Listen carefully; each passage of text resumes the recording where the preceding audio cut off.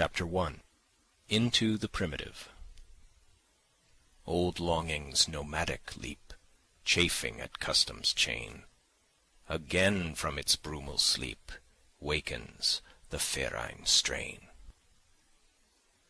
Buck did not read the newspapers, or he would have known that trouble was brewing, not alone for himself, but for every tidewater dog, strong of muscle, with warm, long hair, from Puget Sound to San Diego. Because men, groping in the Arctic darkness, had found a yellow metal, and because steamship and transportation companies were booming the find, thousands of men were rushing into the Northland.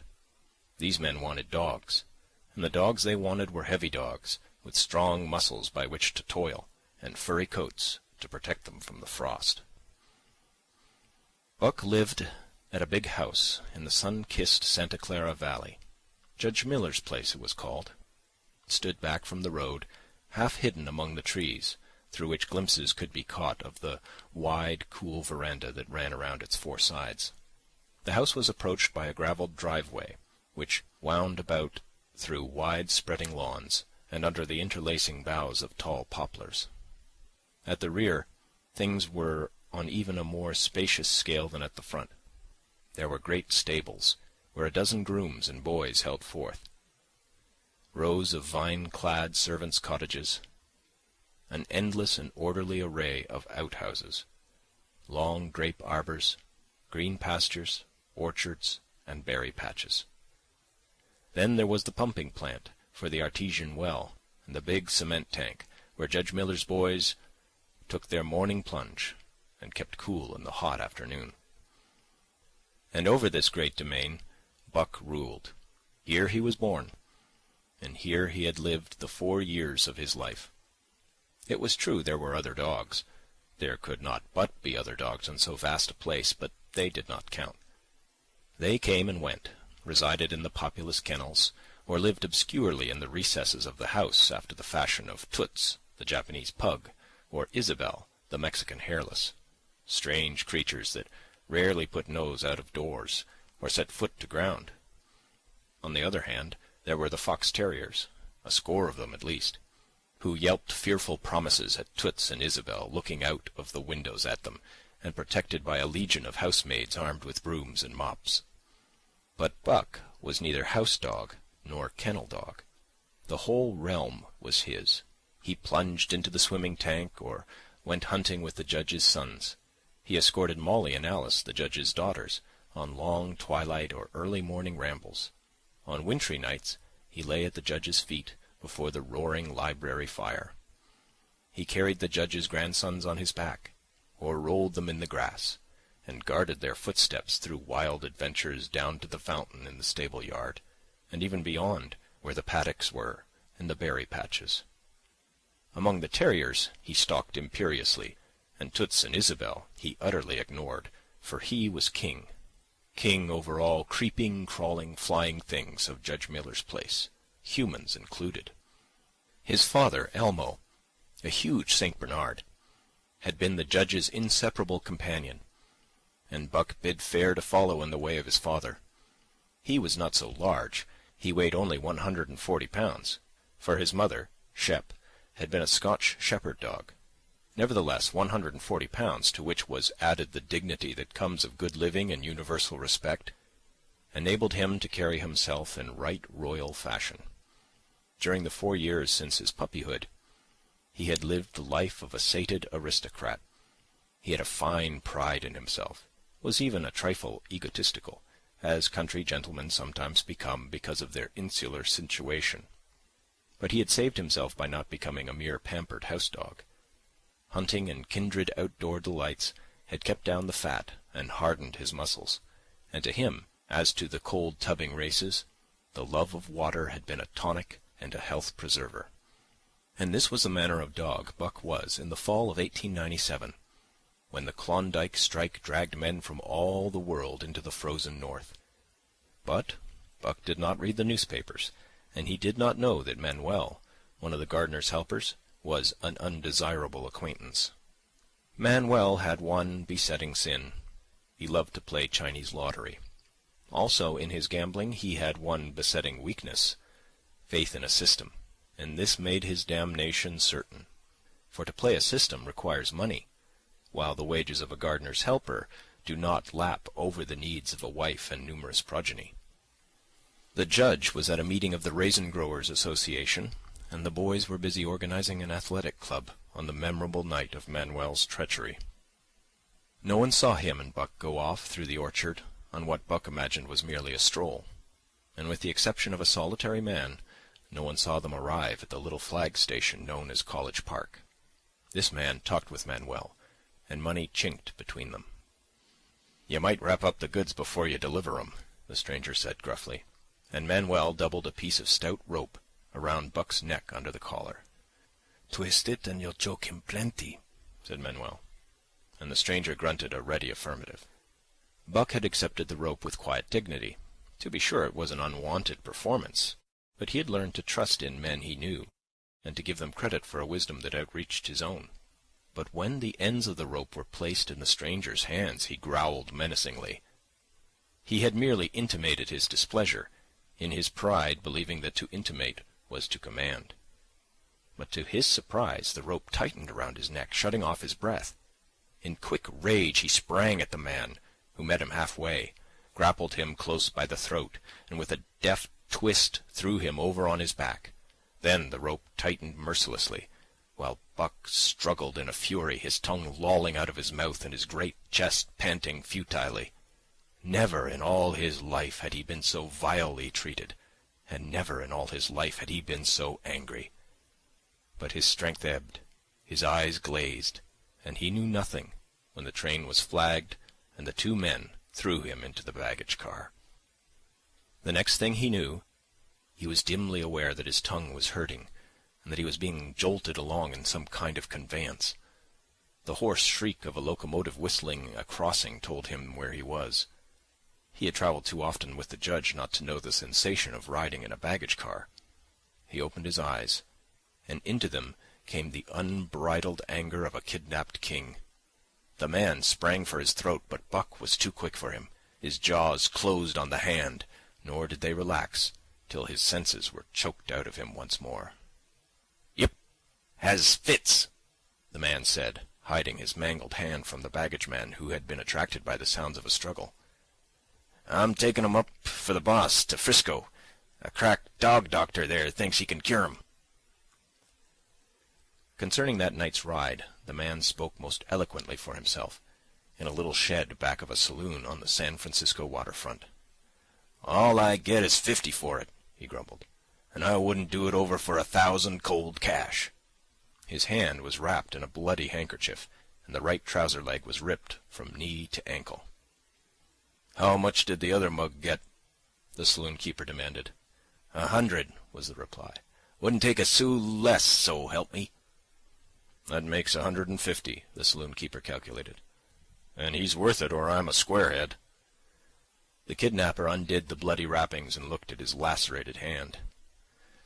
"If I don't get the hydrophoby—" "It'll be because you was born to hang," laughed the saloon keeper. "Here, lend me a hand before you pull your freight," he added.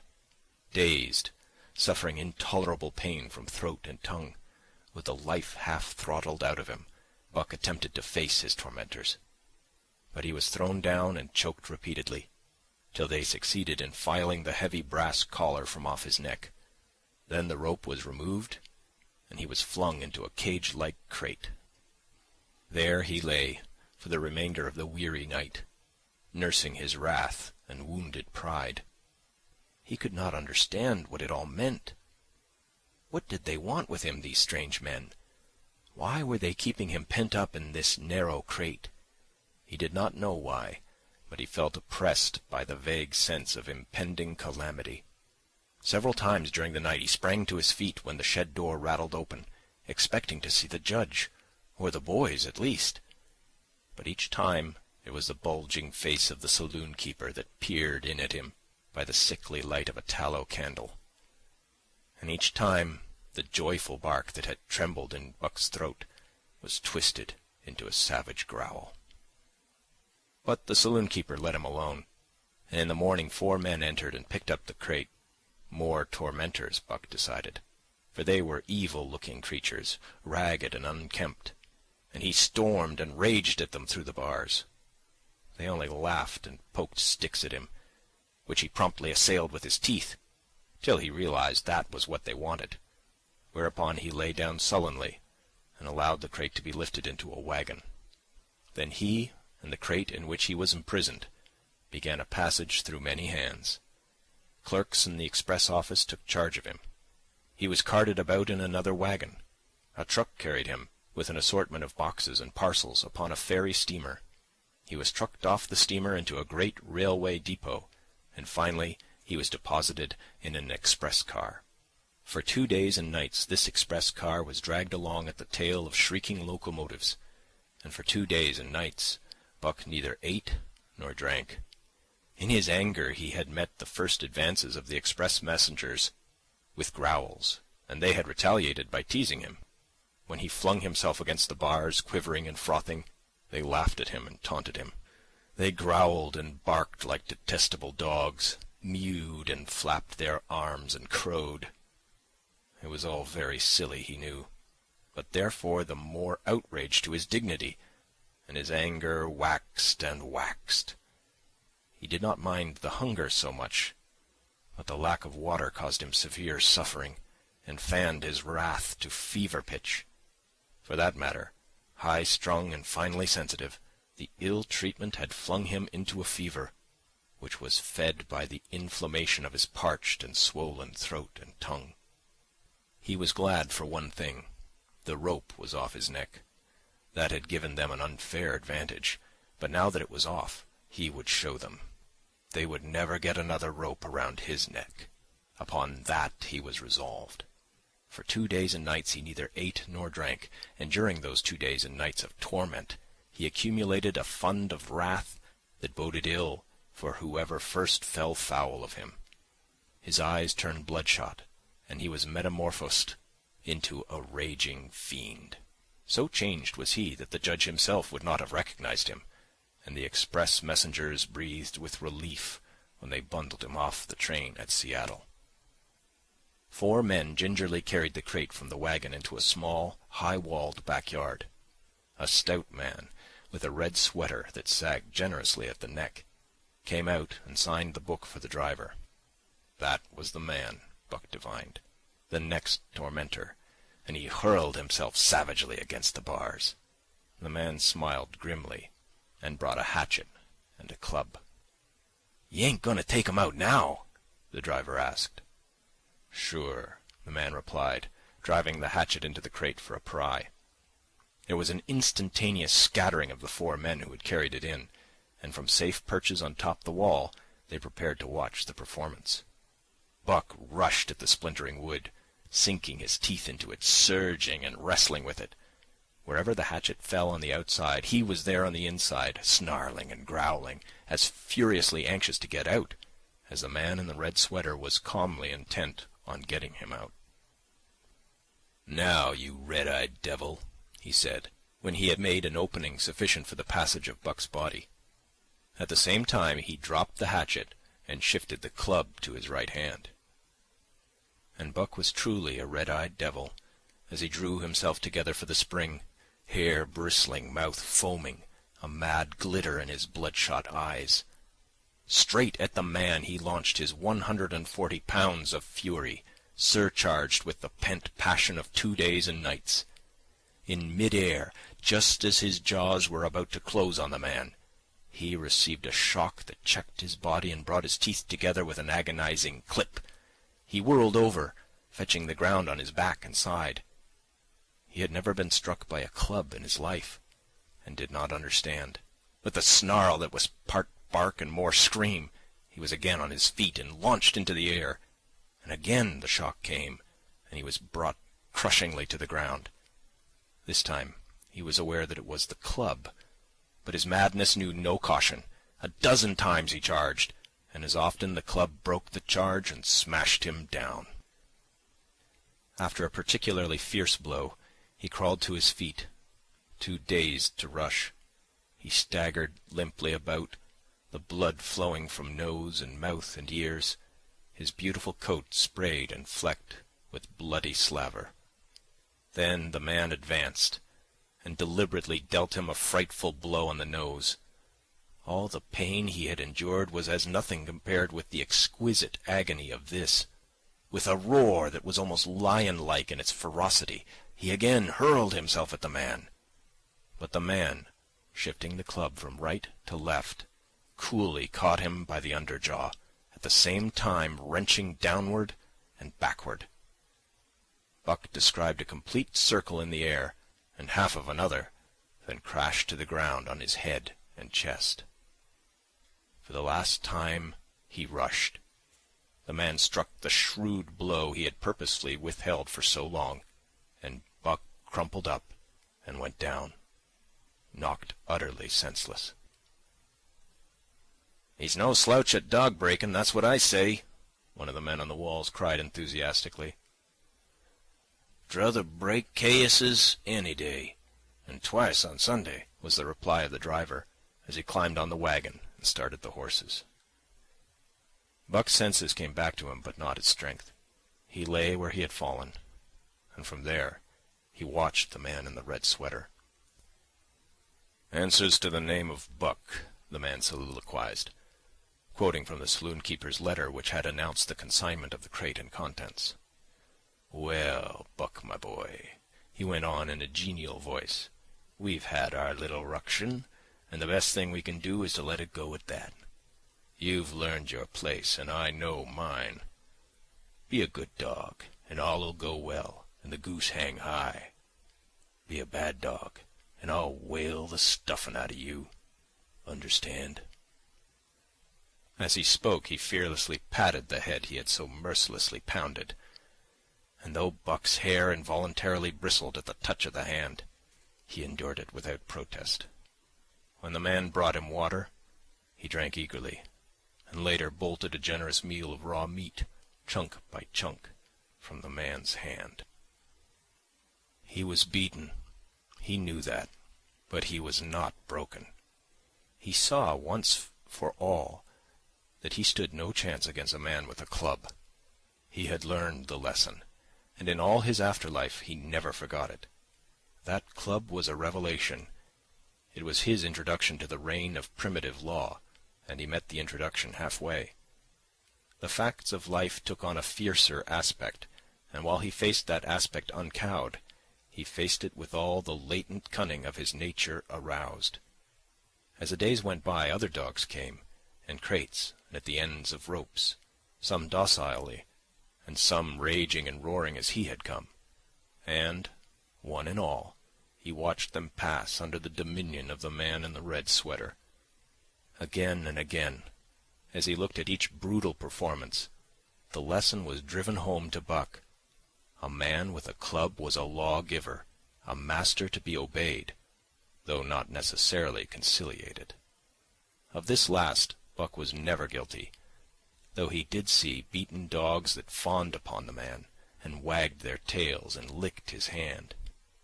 Also, he saw one dog that would neither conciliate nor obey, finally killed in the struggle for mastery. Now and again men came, strangers, who talked excitedly, wheedlingly, and in all kinds of fashions to the man in the red sweater.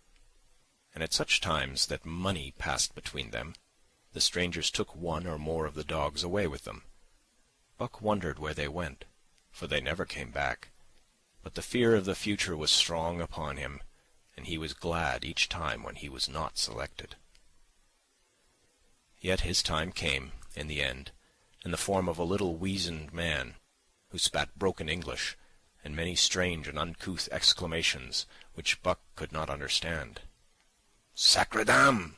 he cried, when his eyes lit upon Buck. "That one damn bully dog, eh? How much?" "300, and a present at that," was the prompt reply of the man in the red sweater. "And seem it's government money. You ain't got no kick comin', eh, Perrault?" Perrault grinned. Considering that the price of dogs had been boomed skyward by the unwonted demand, it was not an unfair sum for so fine an animal.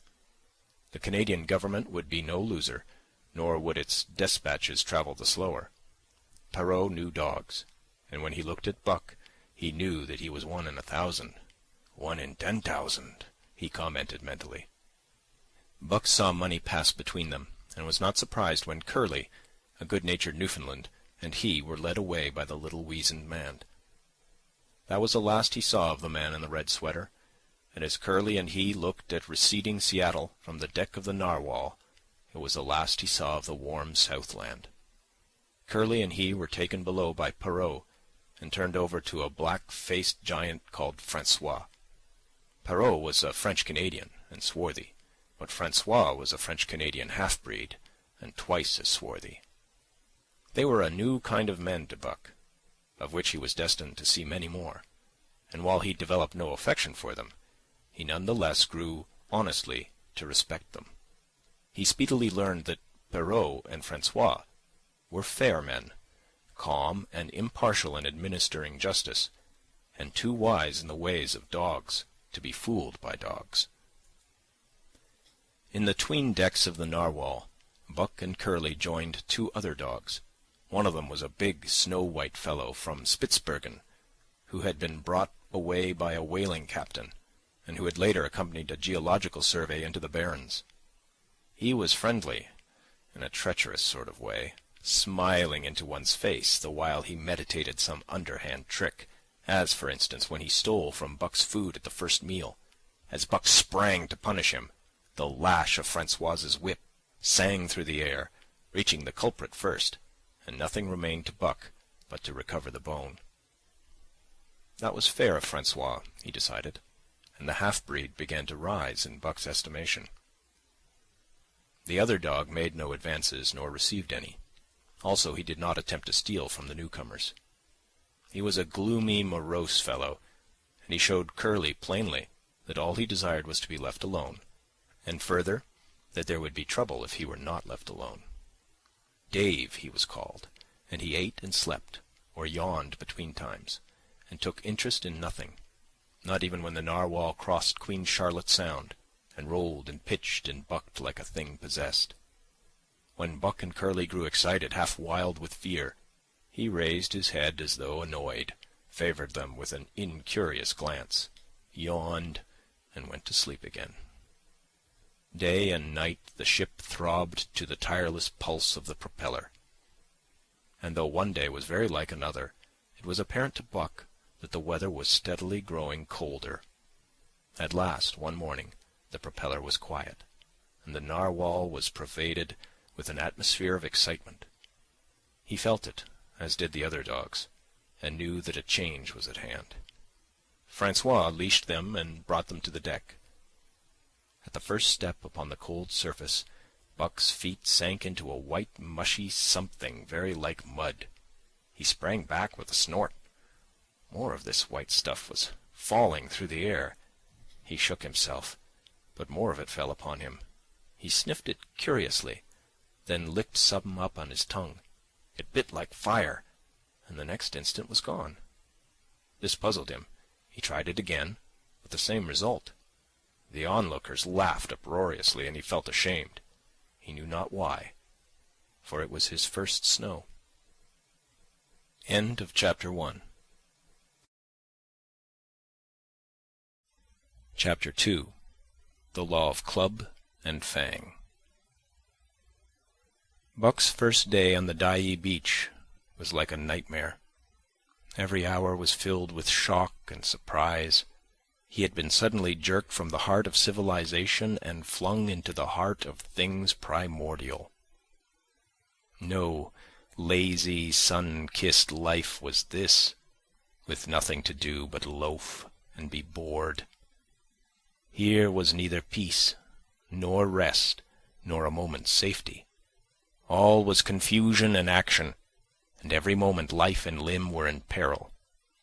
There was imperative need to be constantly alert, for these dogs and men were not town dogs and men.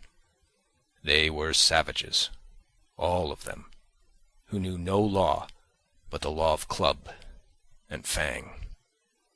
He had never seen dogs fight as these wolfish creatures fought, and his first experience taught him an unforgettable lesson.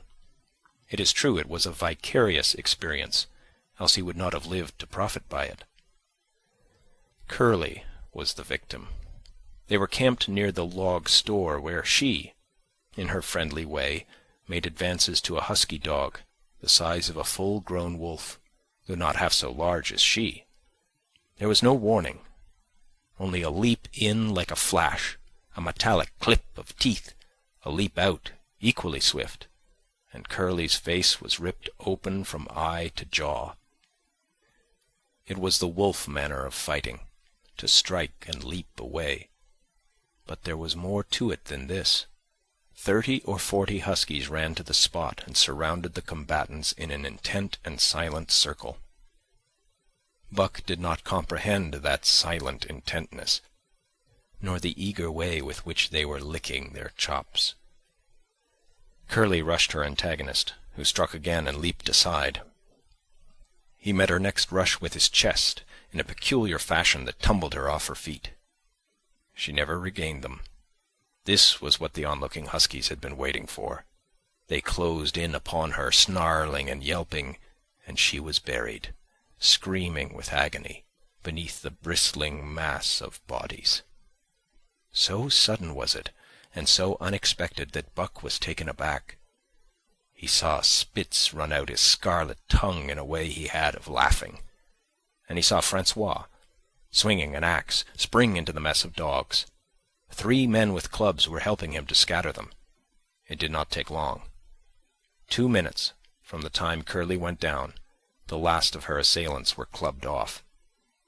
But she lay there, limp and lifeless, in the bloody, trampled snow, almost literally torn to pieces, the swart half-breed standing over her and cursing horribly. The scene often came back to Buck, to trouble him in his sleep. So that was the way.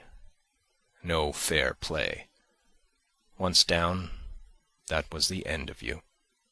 Well, he would see to it that he never went down. Spitz ran out his tongue and laughed again, and from that moment Buck hated him with a bitter and deathless hatred. Before he had recovered from the shock caused by the tragic passing of Curly, he received another shock. Francois fastened upon him an arrangement of straps and buckles. It was a harness, such as he had seen the grooms put on the horses at home. And as he had seen horses work, so he was set to work, hauling Francois on a sled to the forest that fringed the valley, and returning with a load of firewood. Though his dignity was sorely hurt by thus being made a draft animal, he was too wise to rebel. He buckled down with a will and did his best, though it was all new and strange. Francois was stern and demanding instant obedience, and by virtue of his whip, receiving instant obedience, while Dave, who was an experienced wheeler, nipped Buck's hindquarters whenever he was in error. Spitz was the leader, likewise experienced, and while he could not always get at Buck, he growled sharp reproof now and again, or cunningly threw his weight in the traces to jerk Buck into the way he should go. Buck learned easily, and under the combined tuition of his 2 mates and Francois, made remarkable progress. Ere they returned to camp, he knew enough to stop at "Ho!" and to go ahead at "Mush!", to swing wide on the bends, and to keep clear of the wheeler when the loaded sled shot downhill at their heels. "Très ver, good dogs," Francois told Perrault. "That Buck, him pull like hell. I teach him quick as anything."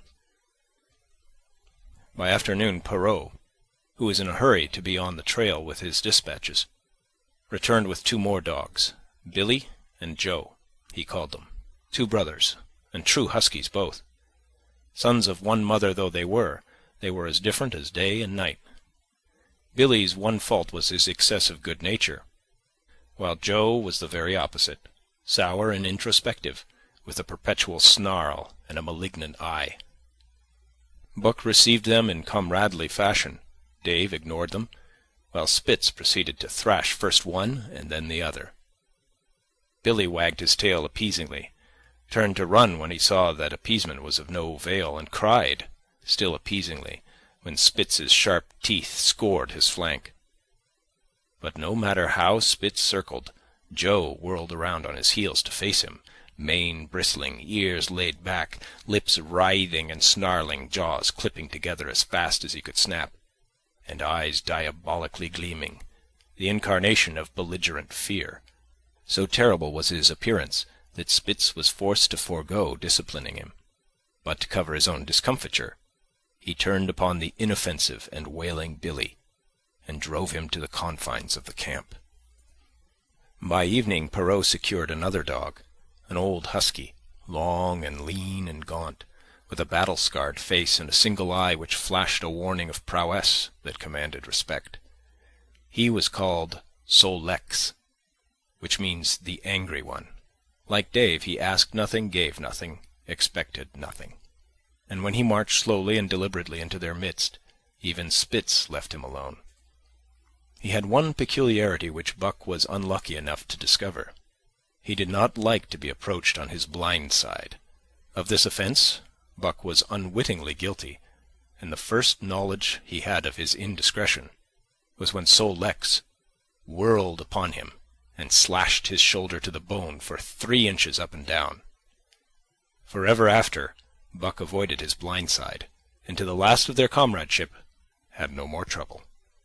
His only apparent ambition, like Dave's, was to be left alone, though, as Buck was afterward to learn, each of them possessed one other and even more vital ambition. That night, Buck faced the great problem of sleeping. The tent, illumined by a candle, glowed warmly in the midst of the white plain, and when he, as a matter of course, entered it, both Perrault and François bombarded him with curses and cooking utensils, till he recovered from his consternation and fled ignominiously into the outer cold. A chill wind was blowing that nipped him sharply, and bit with especial venom into his wounded shoulder. He lay down on the snow and attempted to sleep, but the frost soon drove him shivering to his feet.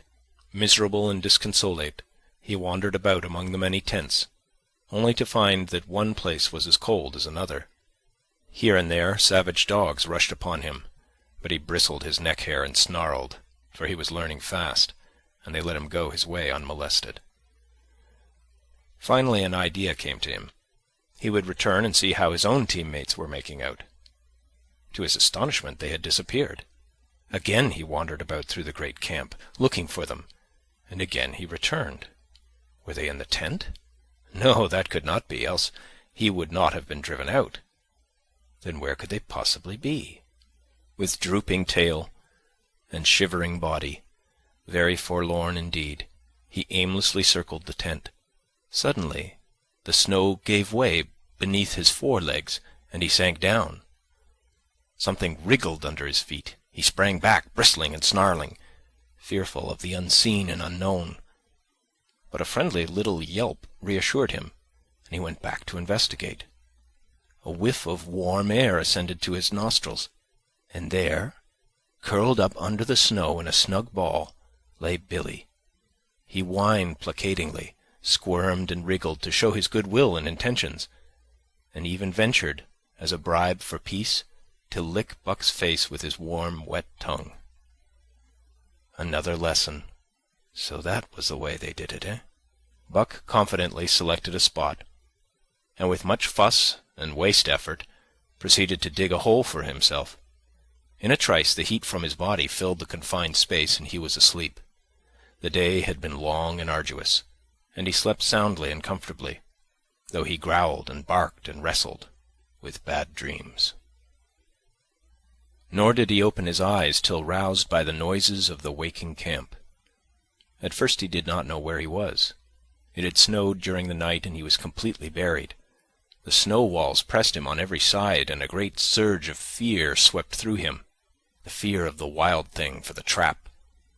It was a token that he was harking back through his own life to the lives of his forebears, for he was a civilized dog, an unduly civilized dog, and of his own experience knew no trap and so could not of himself fear it. The muscles of his whole body contracted spasmodically and instinctively. The hair on his neck and shoulders stood on end, and with a ferocious snarl he bounded straight up into the blinding day, the snow flying about him in a flashing cloud. Ere he landed on his feet, he saw the white camp spread out before him, and knew where he was, and remembered all that had passed from the time he went for a stroll with Manuel to the hole he had dug for himself the night before. A shout from Francois hailed his appearance. "What I say?" the dog-driver called to Perrault. "That buck, for sure, learn quick as anything." Perrault nodded gravely. As courier for the Canadian government, bearing important despatches, he was anxious to secure the best dogs, and he was particularly gladdened by the possession of Buck. 3 more huskies were added to the team inside an hour, making a total of 9. And before another quarter of an hour had passed, they were in harness and swinging up the trail toward the Dyea Canon. Buck was glad to be gone, and though the work was hard, he found he did not particularly despise it.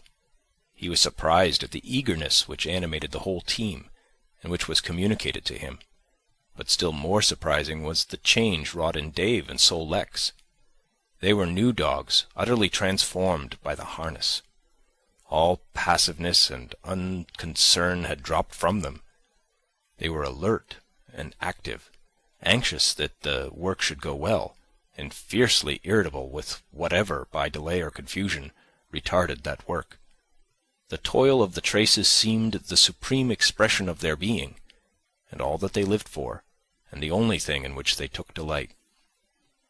Dave was wheeler, or sled dog. Pulling in front of him was Buck. Then came Sol Leks. The rest of the team was strung out ahead, single file to the leader, which position was filled by Spitz. Buck had been purposely placed between Dave and Sol Leks, so that he might receive instruction, apt scholar that he was. They were equally apt teachers, never allowing him to linger long in error, and enforcing their teaching with their sharp teeth. Dave was fair, and very wise.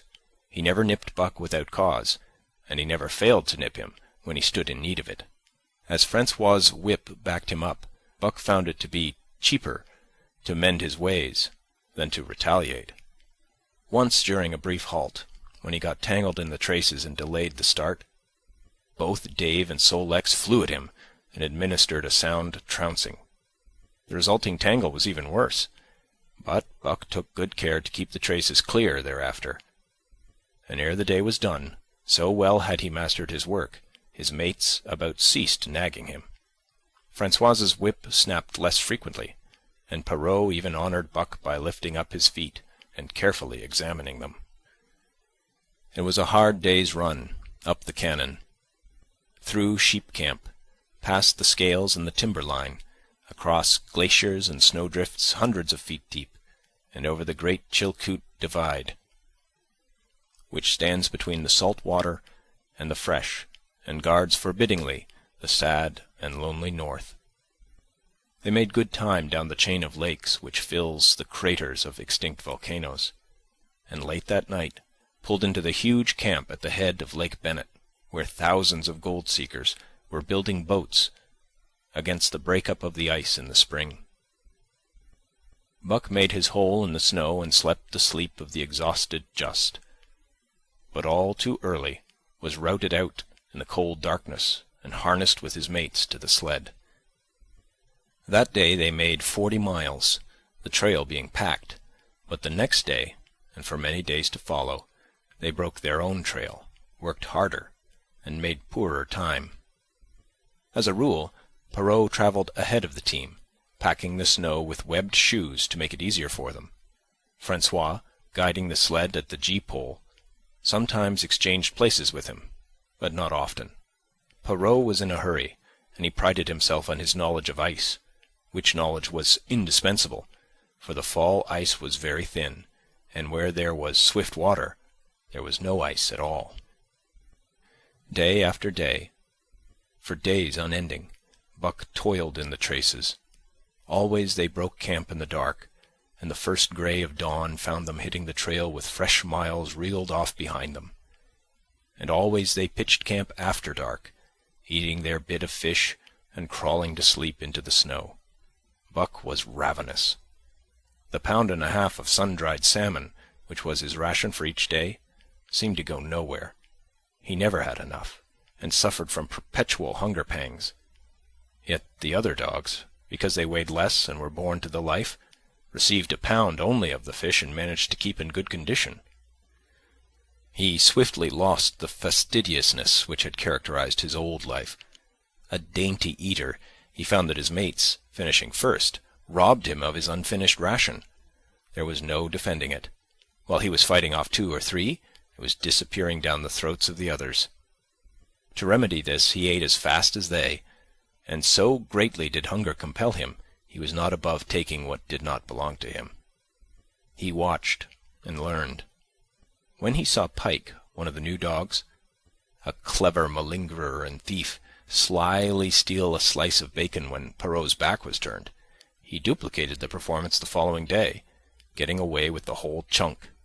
A great uproar was raised, but he was unsuspected, while Dub, an awkward blunderer who was always getting caught, was punished for Buck's misdeed. This first theft marked Buck as fit to survive in the hostile Northland environment. It marked his adaptability, his capacity to adjust himself to changing conditions, the lack of which would have meant swift and terrible death. It marked further the decay, or going to pieces, of his moral nature, a vain thing and a handicap in the ruthless struggle for existence. It was all well enough in the Southland, under the law of love and fellowship, to respect private property and personal feelings, but in the Northland, under the law of club and fang, whoso took such things into account was a fool, and in so far as he observed them, he would fail to prosper. Not that Buck reasoned it out. He was fit, that was all, and unconsciously he accommodated himself to the new mode of life. All his days, no matter what the odds, he had never run from a fight. But the club of the man in the red sweater had beaten into him a more fundamental and primitive code. Civilized, he could have died for a moral consideration, say the defense of Judge Miller's riding whip. But the completeness of his de-civilization was now evidenced by his ability to flee from the defense of a moral consideration, and so save his hide. He did not steal for the joy of it, but because of the clamor of his stomach. He did not rob openly, but stole secretly and cunningly, out of respect for club and fang. In short, the things he did were done because it was easier to do them than not to do them. His development, or retrogression, was rapid. His muscles became as hard as iron, and he grew callous to all ordinary pain. He achieved an internal as well as external economy. He could eat anything, no matter how loathsome or indigestible, and once eaten, the juices of his stomach extracted the last least particle of nutriment, and his blood carried it to the farthest reaches of his body, building it into the toughest and stoutest of tissues. Sight and scent became remarkably keen, while his hearing developed such acuteness that in his sleep he heard the faintest sound and knew whether it heralded peace or peril. He learned to bite the ice out with his teeth when it collected between his toes, and when he was thirsty, and there was a thick scum of ice over the water-hole, he would break it by rearing and striking it with stiff forelegs. His most conspicuous trait was an ability to scent the wind and forecast it a night in advance. No matter how breathless the air when he dug his nest by tree or bank, the wind that later blew inevitably found him to leeward, sheltered and snug. And not only did he learn by experience, but instincts long dead became alive again. The domesticated generations fell from him. In vague ways he remembered back to the youth of the breed, to the time the wild dogs ranged in packs through the primeval forest, and killed their meat as they ran it down. It was no task for him to learn to fight with cut and slash and the quick wolf snap. In this manner had fought forgotten ancestors. They quickened the old life within him, and the old tricks which they had stamped into the heredity of the breed were his tricks. They came to him without effort or discovery, as though they had been his always. And when, on the still cold nights, he pointed his nose at a star and howled long and wolf-like, it was his ancestors, dead and dust, pointing nose at star, and howling down through the centuries and through him. And his cadences were their cadences, the cadences which voiced their woe, and what to them was the meaning of the stiffness and the cold and dark. Thus, as token of what a puppet thing life is, the ancient song surged through him, and he came into his own again. And he came because men had found a yellow metal in the north, and because Manuel was a gardener's helper whose wages did not lap over the needs of his wife and divers small copies of himself. Chapter 3. The Dominant Primordial Beast. The dominant primordial beast was strong in buck, and under the fierce conditions of trail life it grew and grew. Yet it was a secret growth. His newborn cunning gave him poise and control. He was too busy adjusting himself to the new life to feel at ease, and not only did he not pick fights, he avoided them whenever possible. A certain deliberateness characterized his attitude. He was not prone to rashness and precipitate action, and in the bitter hatred between him and Spitz he betrayed no impatience, shunned all offensive acts. On the other hand, possibly because he divined in Buck a dangerous rival, Spitz never lost an opportunity of showing his teeth. He even went out of his way to bully Buck, striving constantly to start the fight which could end only in the death of one or the other. Early in the trip this might have taken place had it not been for an unwanted accident. At the end of this day they made a bleak and miserable camp on the shore of Lake Labarge. Driving snow, a wind that cut like a white-hot knife, and darkness had forced them to grope for a camping place. They could hardly have fared worse. At their backs rose a perpendicular wall of rock, and Perrault and Francois were compelled to make their fire and spread their sleeping robes on the ice of the lake itself. The tent they had discarded at Daya in order to travel light.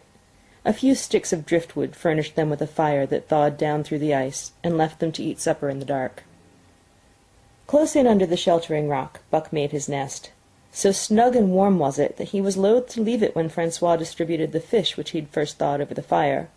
But when Buck finished his ration and returned, he found his nest occupied. A warning snarl told him that the trespasser was Spitz. Till now Buck had avoided trouble with his enemy, but this was too much. The beast in him roared. He sprang upon Spitz with a fury which surprised them both, and Spitz particularly, for his whole experience with Buck had gone to teach him that his rival was an unusually timid dog who managed to hold his own only because of his great weight and size. Francois was surprised, too, when they shot out in a tangle from the disrupted nest, and he divined the cause of the trouble. "Ah!" he cried to Buck. "Give it to him, by Gad! Give it to him, the dirty thief!" Spitz was equally willing. He was crying with sheer rage and eagerness as he circled back and forth for a chance to spring in. Buck was no less eager and no less cautious, as he likewise circled back and forth for the advantage. But it was then that the unexpected happened, the thing which projected their struggle for supremacy far into the future, past many a weary mile of trail and toil.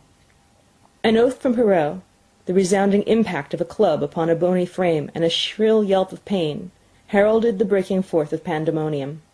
The camp was suddenly discovered to be alive with skulking furry forms, starving huskies, 4 or 5 score of them, who had scented the camp from some Indian village. They had crept in while Buck and Spitz were fighting, and when the 2 men sprang among them with stout clubs, they showed their teeth and fought back. They were crazed by the smell of the food. Perrault found one with head buried in the grub box. His club landed heavily on the gaunt ribs, and the grub box was capsized on the ground. On the instant a score of the famished brutes were scrambling for the bread and bacon. The clubs fell upon them unheeded. They yelped and howled under the rain of blows, but struggled none the less madly till the last crumb had been devoured. In the meantime, the astonished team dogs had burst out of their nests only to be set upon by the fierce invaders. Never had Buck seen such dogs. It seemed as though their bones would burst through their skins. They were mere skeletons, draped loosely in draggled hides, with blazing eyes and slavering fangs. But the hunger madness made them terrifying, irresistible. There was no opposing them. The team dogs were swept back against the cliff at the first onset. Buck was beset by 3 huskies, and in a trice his head and shoulders were ripped and slashed. The din was frightful.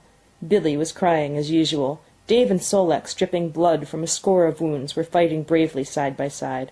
Joe was snapping like a demon. Once his teeth closed on the foreleg of a husky, and he crunched down through the bone. Pike, the malingerer, leaped upon the crippled animal, breaking its neck with a quick flash of teeth and a jerk. Buck got a frothing adversary by the throat, and was sprayed with blood when his teeth sank through the jugular. The warm taste of it in his mouth goaded him to greater fierceness. He flung himself upon another, and at the same time felt teeth sink into his own throat. It was Spitz, treacherously attacking from the side. Perrault and Francois, having cleaned out their part of the camp, hurried to save their sled dogs. The wild wave of famished beasts rolled back before them, and Buck shook himself free. But it was only for a moment. The 2 men were compelled to run back to save the grub, upon which the huskies returned to the attack on the team. Billy, terrified into bravery, sprang through the savage circle and fled away over the ice. Pike and Dub followed on his heels, with the rest of the team behind. As Buck drew himself together to spring after them, out of the tail of his eye he saw Spitz rush upon him with the evident intention of overthrowing him. Once off his feet and under that mask of huskies, there was no hope for him, but he braced himself to the shock of Spitz's charge, then joined the flight out on the lake. Later, the 9 team dogs gathered together and sought shelter in the forest. Though unpursued, they were in a sorry plight. There was not one who was not wounded in 4 or 5 places, while some were wounded grievously. Dub was badly injured in a hind leg. Dolly, the last husky added to the team at Daya, had a badly torn throat. Joe had lost an eye, while Billy the good-natured, with an ear chewed and rent to ribbons, cried and whimpered throughout the night. At daybreak they limped warily back to camp, to find the marauders gone and the 2 men in bad tempers. Fully half their grub supply was gone. The huskies had chewed through the sled lashings and the canvas coverings. In fact, nothing, no matter how remotely eatable, had escaped them. They had eaten a pair of Perrault's moose-hide moccasins, chunks out of the leather traces, and even 2 feet of lash from the end of Francois's whip. He broke from a mournful contemplation of it, to look over his wounded dogs. "Ah, my friends," he said softly, "maybe it make you mad dog, those many bites. Maybe all mad dog. Sacre dame! What you think, eh, Perrault?" The courier shook his head dubiously. With 400 miles of trail still between him and Dawson, he could ill afford to have madness break out among his dogs. 2 hours of cursing and exertion got the harnesses into shape, and the wound-stiffened team was under way, struggling painfully over the hardest part of the trail they had yet encountered, and for that matter, the hardest between them and Dawson. The 30-mile river was wide open. Its wild water defied the frost, and it was in the eddies only and in the quiet places that the ice held at all. 6 days of exhausting toil were required to cover those 30 terrible miles. And terrible they were, for every foot of them was accomplished at the risk of life to dog and man. A dozen times Perrault, nosing the way, broke through the ice bridges, being saved by the long pole he carried, which he so held that it fell each time across the hole made by his body. But a cold snap was on, the thermometer registering 50 below zero, and each time he broke through, he was compelled for very life to build a fire and dry his garments. Nothing daunted him, and it was because nothing daunted him that he had been chosen for government courier.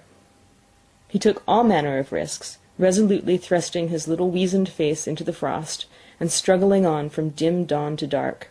He skirted the frowning shores on rim ice that bent and crackled underfoot, and upon which they dared not halt. Once the sled broke through with Dave and Buck, and they were half frozen and all but drowned by the time they were dragged out.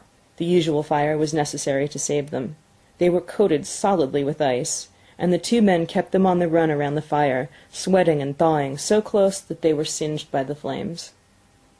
At another time Spitz went through, dragging the whole team after him up to Buck, who strained backwards with all his strength, his forepaws on the slippery edge and the ice quivering and snapping all around.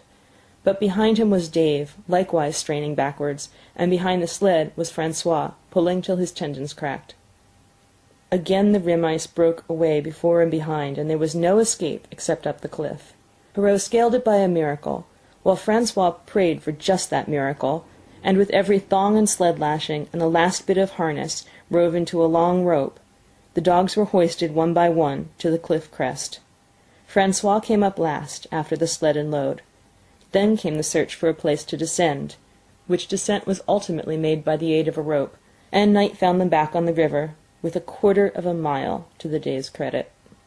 By the time they made Hootalinqua and good ice, Buck was played out. The rest of the dogs were in like condition, but Perrault, to make up lost time, pushed them late and early.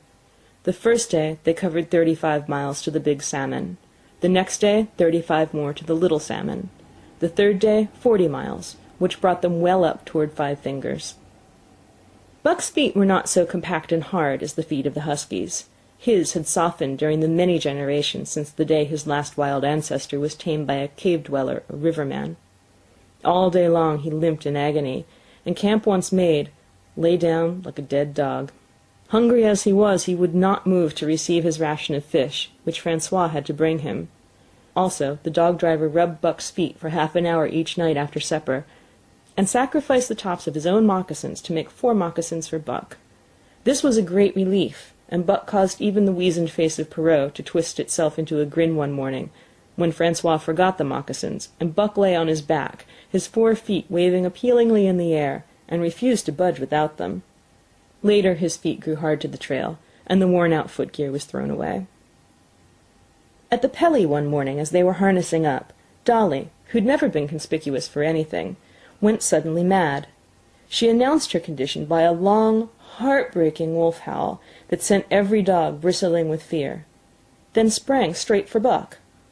He had never seen a dog go mad, nor did he have any reason to fear madness, yet he knew that here was horror, and he fled away from it in a panic. Straight away he raced, with Dolly, panting and frothing, 1 leap behind. Nor could she gain on him, so great was his terror, nor could he leave her, so great was her madness. He plunged through the wooded breast of the island, flew down to the lower end, crossed a back channel filled with rough ice to another island, gained a 3rd island, curved back to the main river, and in desperation started to cross it. And all the time, though he did not look, he could hear her snarling just 1 leap behind. Francois called to him 1/4 of a mile away, and he doubled back, still 1 leap ahead, gasping painfully for air and putting all his faith in that Francois would save him. The dog-driver held the axe poised in his hand, and as Buck shot past him, the axe crashed down upon Mad Dolly's head. Buck staggered over against the sled, exhausted, sobbing for breath, helpless. This was Spitz's opportunity. He sprang upon Buck, and twice his teeth sank into his unresisting foe and ripped and tore the flesh to the bone. Then Francois's lash descended, and Buck had the satisfaction of watching Spitz receive the worst whipping as yet administered to any of the teams. "One devil dat Spitz," remarked Perrault. "Some damn day him kill dat Buck." "Dat Buck too devil," was Francois's rejoinder. "All the time I watch dat Buck, I know for sure. Listen, some damn fine day him get mad like hell, and then him chew dat Spitz up and spit him out on the ground. Sure, I know." From then on it was war between them. Spitz, as lead dog and acknowledged master of the team, felt his supremacy threatened by this strange Southland dog. And strange Buck was to him, for of the many Southland dogs he'd known, not one had shown up worthily in camp and on trail. They were all too soft, dying under the toil, the frost, and starvation. Buck was the exception. He alone endured and prospered, matching the husky in strength, savagery, and cunning. Then he was a masterful dog, and what made him dangerous was the fact that the club of the man in the red sweater had knocked all blind pluck and rashness out of his desire for mastery. He was preeminently cunning, and could bide his time with a patience that was nothing less than primitive. It was inevitable that the clash for leadership should come. Buck wanted it.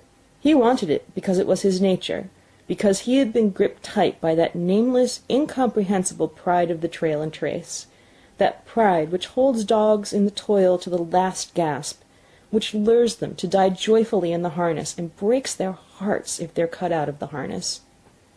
This was the pride of Dave as wheel dog, of Sol-leks as he pulled with all his strength, the pride that laid hold of them at break of camp, transforming them from sour and sullen brutes into straining, eager, ambitious creatures, the pride that spurred them on all day and dropped them at pitch of camp at night, letting them fall back into gloomy unrest and uncontent.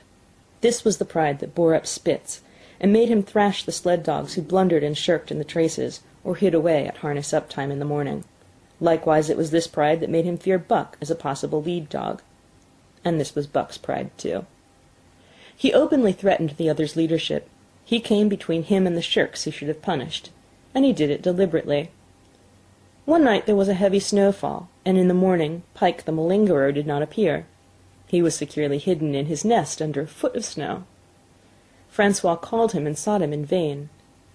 Spitz was wild with wrath. He raged through the camp, smelling and digging in every likely place, snarling so frightfully that Pike heard and shivered in his hiding-place. But when he was at last unearthed, and Spitz flew at him to punish him, Buck flew with equal rage in between. So unexpected was it, and so shrewdly managed, that Spitz was hurled backwards and off his feet. Pike, who had been trembling abjectly, took heart at this open mutiny, and sprang upon his overthrown leader. Buck, to whom fair play was a forgotten code, likewise sprang upon Spitz. But Francois, chuckling at the incident, while unswerving in the administration of justice, brought his lash down upon Buck with all his might. This failed to drive Buck from his prostrate rival, and the butt of the whip was brought into play. Half stunned by the blow, Buck was knocked backwards, and the lash laid upon him again and again, while Spitz soundly punished the many times offending Pike. In the days that followed, as Dawson grew closer and closer, Buck still continued to interfere between Spitz and the culprits, but he did it craftily, when Francois was not around. With the covert mutiny of Buck, a general insubordination sprang up and increased. Dave and Sol-leks were unaffected, but the rest of the team went from bad to worse. Things no longer went right. There was continual bickering and jangling. Trouble was always afoot, and at the bottom of it was Buck. He kept Francois busy, for the dog-driver was in constant apprehension of the life-and-death struggle between the two, which he knew must take place sooner or later, and on more than one night the sounds of quarrelling and strife among the other dogs turned him out of his sleeping robe, fearful that Buck and Spitz were at it. But the opportunity did not present itself, and they pulled into Dawson one dreary afternoon with the great fight still to come. Here were many men and countless dogs, and Buck found them all at work. It seemed the ordained order of things that dogs should work. All day they swung up and down the main street in long teams, and in the night their jingling bells still went by. They hauled cabin logs and firewood, freighted up to the mines, and did all manner of work that horses did in the Santa Clara Valley. Here and there Buck met Southland dogs, but in the main they were the wild wolf husky breed. Every night regularly at 9, at 12, at 3, they lifted a nocturnal song, a weird and eerie chant, in which it was Buck's delight to join. With the aurora borealis flaming coldly overhead, or the stars leaping in the frost dance, and the land numb and frozen under its pall of snow, this song of the huskies might have been the defiance of life, only it was pitched in a minor key, with long-drawn wailings and half-sobs, and it was more the pleading of life, the articulate travail of existence. It was an old song, old as the breed itself, one of the first songs of the younger world, in a day when songs were sad. It was invested with the woe of unnumbered generations, this plaint by which Buck was so strangely stirred. When he moaned and sobbed, it was with the pain of living that was of old the pain of his wild fathers, and the fear and mystery of the cold and dark that was to them fear and mystery, and that he should be stirred by it marked the completeness with which he harked back through the ages of fire and roof to the raw beginnings of life in the howling ages. 7 days from the time they pulled into Dawson, they dropped down the steep bank by the barracks to the Yukon Trail and pulled for Dyea and salt water. Hurrah was carrying dispatches, if anything, more urgent than those he brought in. Also, the travel pride had gripped him, and he proposed to make the record trip of the year. Several things favored him in this. The week's rest had recuperated the dogs and put them in thorough trim. The trail they had broken into the country was packed hard by later journeyers, and further, the police had arranged in 2 or 3 places deposits of grub for dog and man, and he was traveling light. They made 60 Mile, which is a 50-mile run, on the first day, and the second day saw them booming up the Yukon, well on their way to Pelly. But such splendid running was achieved not without great trouble and vexation on the part of Francois. The insidious revolt led by Buck had destroyed the solidarity of the team. It no longer was as one dog leaping in the traces. The encouragement Buck gave the rebels led them into all kinds of petty misdemeanors. No more was Spitz a leader greatly to be feared. The old awe departed, and they grew equal to challenging his authority.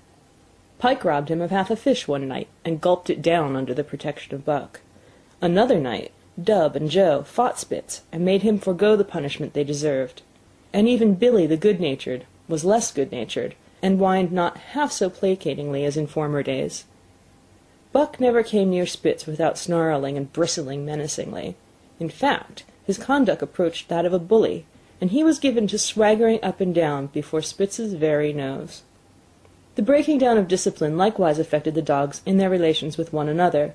They quarrelled and bickered more than ever among themselves, till at times the camp was a howling bedlam.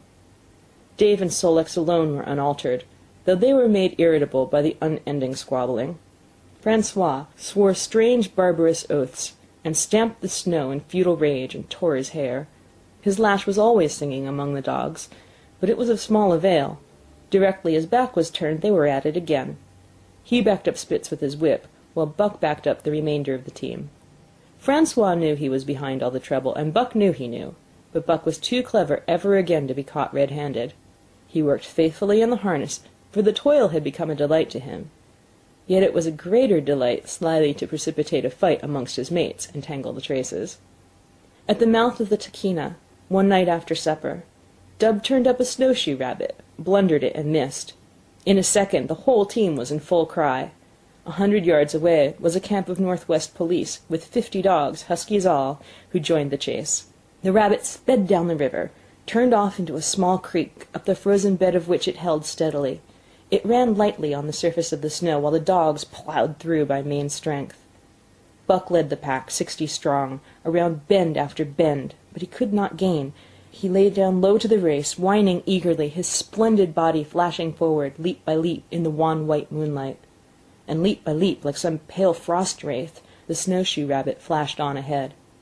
All that stirring of old instincts, which at stated periods drives men out from the sounding cities to forest and plain to kill things by chemically propelled leaden pellets, the bloodlust, the joy to kill, all this was Buck's, only it was infinitely more intimate. He was ranging at the head of the pack, running the wild thing down, the living meat, to kill with his own teeth and wash his muzzle to the eyes in warm blood. There is an ecstasy that marks the summit of life, and beyond which life cannot rise. And such is the paradox of living. This ecstasy comes when one is most alive, and it comes as a complete forgetfulness that one is alive. This ecstasy, this forgetfulness of living, comes to the artist, caught up and out of himself in a sheet of flame. It comes to the soldier, war-mad on a stricken field and refusing quarter. And it came to Buck, leading the pack, sounding the old wolf cry, straining after the food that was alive, and that fled swiftly before him through the moonlight. He was sounding the deeps of his nature, and the parts of his nature that were deeper than he, going back to the womb of time. He was mastered by the sheer surging of life, the tidal wave of being, the perfect joy of each separate muscle, joint, and sinew, and that it was everything that was not death, that it was aglow and rampant, expressing itself in movement, flying exultantly under the stars and over the face of dead matter that did not move. But Spitz, cold and calculating even in his supreme moods, left the pack and cut across a narrow neck of land where the creek made a long bend around. Buck did not know of this, and as he rounded the bend, the frost wraith of the rabbit still flitting before him, he saw another and larger frost wraith leap from the overhanging bank into the immediate path of the rabbit. It was Spitz. The rabbit could not turn, and as the white teeth broke its back in mid-air, it shrieked as loudly as a stricken man may shriek. At the sound of this, the cry of life plunging down from life's apex in the grip of death, the fall pack at Buck's heels raised a hell's chorus of delight. Buck did not cry out. He did not check himself, but drove in upon Spitz, shoulder to shoulder, so hard that he missed the throat. They rolled over and over in the powdery snow. Spitz gained his feet almost as though he had not been overthrown, slashing Buck down the shoulder and leaping clear. Twice his teeth clipped together like the steel jaws of a trap as he backed away for better footing, with lean and lifting lips that writhed and snarled. In a flash, Buck knew it. The time had come. It was to the death. As they circled about, snarling, ears laid back, keenly watchful for the advantage, the scene came to Buck with a sense of familiarity. He seemed to remember it all, the white woods, and the earth and moonlight, and the thrill of battle. Over the whiteness and silence brooded a ghostly calm. There was not the faintest whisper of air. Nothing moved, not a leaf quivered. The visible breaths of the dogs, rising slowly and lingering in the frosty air. They had made short work of the snowshoe rabbit, those dogs that were ill-tamed wolves, and they were now drawn up in an expectant circle. They too were silent, their eyes only gleaming, and their breaths drifting slowly upward. To Buck it was nothing new or strange, this scene of old time. It was as though it had always been, the wonted way of things. Spitz was a practised fighter. From Spitzenberg through the Arctic and across Canada and the Barrens, he had held his own with all manner of dogs and achieved to mastery over them. Bitter rage was his, but never blind rage. In passion to rend and destroy, he never forgot that his enemy was in like passion to rend and destroy. He never rushed until he was prepared to receive a rush. He never attacked till he had first defended that attack. In vain, Buck strove to sink his teeth in the neck of the big white dog. Wherever his fangs struck for the softer flesh, they were countered by the fangs of Spitz. Fang clashed fang, and lips were cut and bleeding, but Buck could not penetrate his enemy's guard. Then he warmed up, and enveloped Spitz in a whirlwind of rushes. Time and time again he tried for the snow-white throat, where life bubbled near to the surface, and each and every time Spitz slashed him and got away. Then Buck took to rushing, as though for the throat, when suddenly, drawing back his head and curving in from the side, he would drive his shoulder at the shoulder of Spitz, as a ram by which to overthrow him. But instead, Buck's shoulder was slashed down each time, as Spitz leapt lightly away. Spitz was untouched, while Buck was streaming with blood and panting hard. The fight was growing desperate. And all the while, the silent and wolfish circle waited to finish off whichever dog went down. As Buck grew winded, Spitz took to rushing, and he kept him staggering for footing. Once Buck went over, and the whole circle of 60 dogs started up, but he recovered himself, almost in mid-air, and the circle sank down again and waited. But Buck possessed a quality that made for greatness: imagination. He fought by instinct, but he could fight by head as well. He rushed, as though attempting the old shoulder trick, but at the last instant swept low to the snow and in. His teeth closed on Spitz's left foreleg. There was a crunch of breaking bone, and the white dog faced him on 3 legs. Thrice he tried to knock him over, then repeated the trick and broke the right foreleg. Despite the pain and helplessness, Spitz struggled madly to keep up. He saw the silent circle, with gleaming eyes, lolling tongues, and silvery breaths drifting upward, closing in upon him, as he had seen similar circles close in upon beaten antagonists in the past. Only this time, he was the one who was beaten. There was no hope for him. Buck was inexorable. Mercy was a thing reserved for gentler climes. He maneuvered for the final rush. The circle had tightened till he could feel the breaths of the huskies on his flanks. He could see them, beyond Spitz and to either side, half crouching for the spring, their eyes fixed upon him. A pause seemed to fall. Every animal was motionless, as though turned to stone. Only Spitz quivered and bristled as he staggered back and forth, snarling with horrible menace, as though to frighten off impending death. Then Buck sprang in and out, but while he was in, shoulder had last squarely met shoulder. The dark circle became a dot on the moon-flooded snow as Spitz disappeared from view. Buck stood and looked on, the successful champion, the dominant primordial beast who had made his kill and found it good. Chapter 4. Who has won to mastership. What I say? I speak true when I say dat Buck too devil. This was Francois's speech the next morning, when he discovered Spitz missing and Buck covered with wounds. He drew him to the fire, and by its light pointed them out. "Dat Spitz fight like hell," said Perrault as he surveyed the gaping rips and cuts. "And dat Buck fight like two hell," was Francois's answer. "And now we make good time. No more Spitz, no more trouble, sure." While Perrault packed the camp outfit and loaded the sled, the dog-driver proceeded to harness the dogs. Buck trotted up to the place Spitz would have occupied as leader, but Francois, not noticing him, brought Sol-leks to the coveted position. In his judgment, Sol-leks was the best lead dog left. Buck sprang upon Sol-leks in a fury, driving him back and standing in his place. "Eh, eh!" Francois cried, slapping his thighs gleefully. "Look at dat Buck! Him kill dat Spitz, him think to take de job. Go away, Chook!" he cried. But Buck refused to budge. He took Buck by the scruff of the neck, and though the dog growled threateningly, dragged him to one side and replaced Sol-leks. The old dog did not like it, and showed plainly that he was afraid of Buck. Francois was obdurate, but when he turned his back, Buck again displaced Sol-leks, who was not at all unwilling to go. Francois was angry. "Now, by gar, I fix you!" he cried, coming back with a heavy club in his hand. Buck remembered the man in the red sweater, and retreated slowly, nor did he attempt to charge in when Sol-leks was once more brought forward, but he circled just beyond the range of the club, snarling with bitterness and rage, and while he circled, he watched the club so as to dodge it if thrown by Francois, for he was become wise in the way of clubs. The driver went about his work, and he called to Buck when he was ready to put him in his old place in front of Dave. Buck retreated 2 or 3 steps. Francois followed him up, whereupon he again retreated. After some time of this, Francois threw down the club, thinking that Buck feared a thrashing. But Buck was in open revolt. He wanted not to escape a clubbing, but to have the leadership. It was his by right. He had earned it, and he would not be content with less. Perrault took a hand. Between them they ran him about for the better part of an hour. They threw clubs at him. He dodged. They cursed him, and his fathers and mothers before him, and all his seed to come after him down to the remotest generation, and every hair on his body and drop of blood in his veins.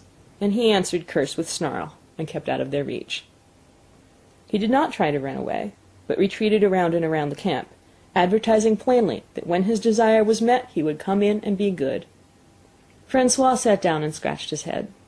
Perrault looked at his watch and swore. Time was flying, and they should have been on the trail an hour gone. Francois scratched his head again. He shook it, and grinned sheepishly at the courier, who shrugged his shoulders, in sign that they were beaten. Then Francois went up to where Sol-leks stood, and called to Buck. Buck laughed, as dogs laugh, yet kept his distance. Francois unfastened Sol-leks' traces, and put him back in his old place. The team stood harnessed to the sled in an unbroken line, ready for the trail. There was no place for Buck, save at the front. Once more Francois called, and once more Buck laughed and kept away. "Throw down the club," Perrault commanded. Francois complied, whereupon Buck trotted in, laughing triumphantly, and swung into position at the head of the team. His traces were fastened, the sled broken out, and with both men running, they dashed out onto the river trail. Highly as the dog-driver had forevalued Buck with his 2 devils, he found, while the day was yet young, that he had undervalued. At a bound, Buck took up the duties of leadership, and where judgment was required, and quick thinking and quick acting, he showed himself the superior even of Spitz, of whom Francois had never seen an equal. But it was in giving the law and making his mates live up to it that Buck excelled. Dave and Sol-leks did not mind the change in leadership. It was none of their business. Their business was to toil, and toil mightily in the traces. So long as that were not interfered with, they did not care what happened. Billy the good-natured could lead for all they cared, so long as he kept order. The rest of the team, however, had grown unruly during the last days of Spitz, and their surprise was great now that Buck proceeded to lick them into shape. Pike, who pulled at Buck's heels, and who never put an ounce more of his weight against the breastband than he was compelled to do, was swiftly and repeatedly shaken for loafing, and ere the first day was done he was pulling more than ever before in his life. The first night in camp, Joe, the sour one, was punished roundly, a thing that Spitz had never succeeded in doing. Buck simply smothered him by virtue of his superior weight, and cut him up until he ceased snapping and began to whine for mercy. The general tone of the team picked up immediately. It recovered its old-time solidarity, and once more the dogs leaped as one dog in the traces. At the Rink Rapids 2 native huskies, Teek and Kuna, were added, and the celerity with which Buck broke them in took away Francois's breath. "Never such a dog as that Buck!" he cried. "No, never! "'Im worth $1,000, by God! Eh, what you say, Perrault?" And Perrault nodded. He was ahead of the record then, and gaining day by day. The trail was in excellent condition, well packed and hard, and there was no new fallen snow with which to contend. It was not too cold. The temperature dropped to 50 below zero, and remained there the whole trip. The men rode and ran by turn, and the dogs were kept on the jump, but with infrequent stoppages. The 30-mile river was comparatively coated with ice, and they covered in one day going out what had taken them 10 days coming in. In one run they made a 60-mile dash from the foot of Lake Lebarge to the White Horse Rapids, across Marsh, Tagish, and Bennett, 70 miles of lakes. They flew so fast that the man whose turn it was to run towed behind the sled at the end of a rope.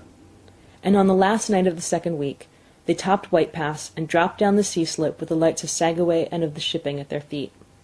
It was a record run. Each day for 14 days they had averaged 40 miles.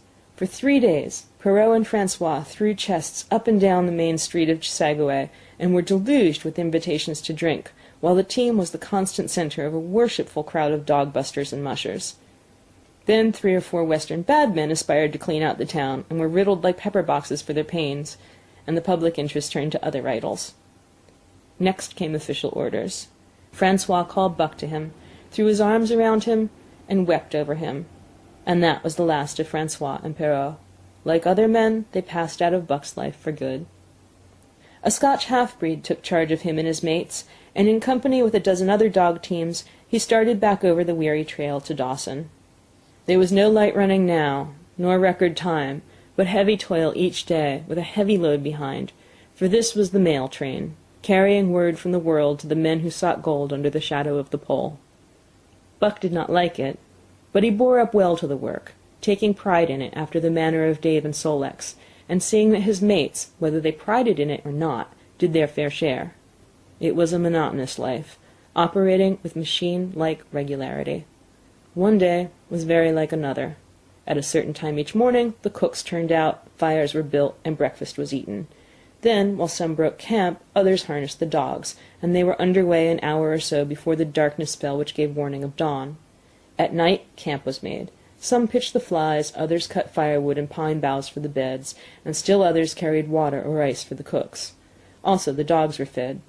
To them this was the one feature of the day, though it was good to loaf around after the fish was eaten for an hour or so with the other dogs, of which there were 50 and odd. There were fierce fighters among them, but 3 battles with the fiercest brought Buck to mastery, so that when he bristled and showed his teeth, they got out of the way. Best of all, perhaps, he loved to lie near the fire, hind legs crouched under him, 4 legs stretched out in front, head raised, and eyes blinking dreamily at the flames. Sometimes he thought of Judge Miller's big house in the sun-kissed Santa Clara Valley, and of the cement swimming tank, and Isabel the Mexican hairless, and Toots the Japanese pug. But oftener he remembered the man in the red sweater, the death of Curly, the great fight with Spitz, and the good things he had eaten or would like to eat. He was not homesick. The sunland was very dim and distant, and such memories had no power over him. Far more potent were the memories of his heredity, that gave things he had never seen before a seeming familiarity, the instincts, which were but the memories of his ancestors become habits, which had lapsed in later days, and still later, in him, quickened and became alive again. Sometimes as he crouched there, blinking dreamily at the flames, it seemed that the flames were of another fire, and that as he crouched by this other fire he saw another and different man from the half-breed cooked before him. This other man was shorter of leg and longer of arm, with muscles that were stringy and knotty rather than rounded and swelling. The hair of this man was long and matted, and his head slanted back under it from the eyes. He uttered strange sounds, and seemed very much afraid of the darkness, into which he peered continually, clutching in his hand, which hung midway between knee and foot, a stick with a heavy stone made fast to the end. He was all but naked, a ragged and fire-scorched skin hanging part way down his back, but on his body there was much hair.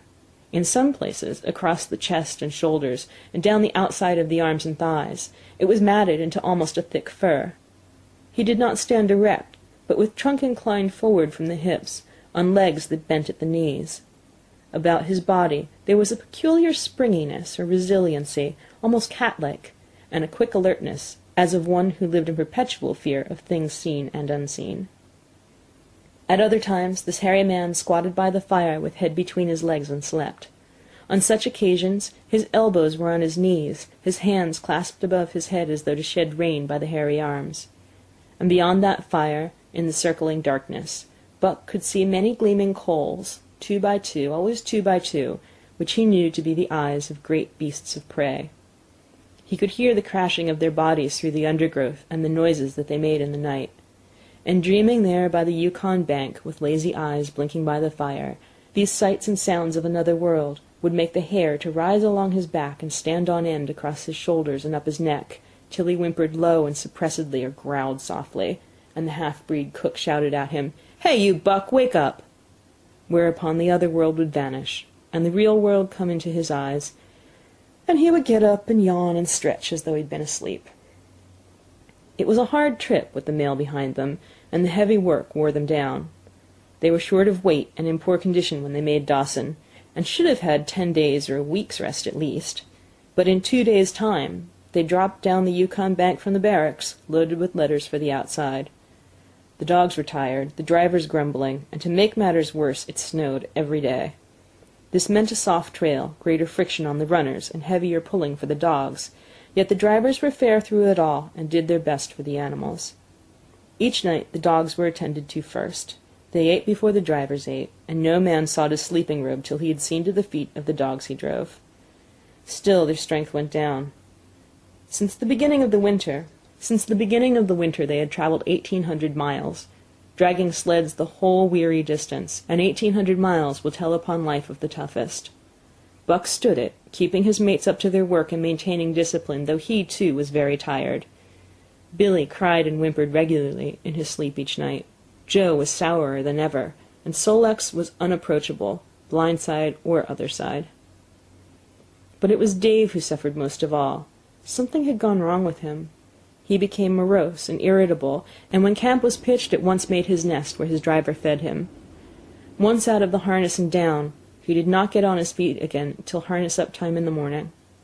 Sometimes in the traces, when jerked by a sudden stoppage of the sled or straining to start, he would cry out with pain. The driver examined him but could find nothing.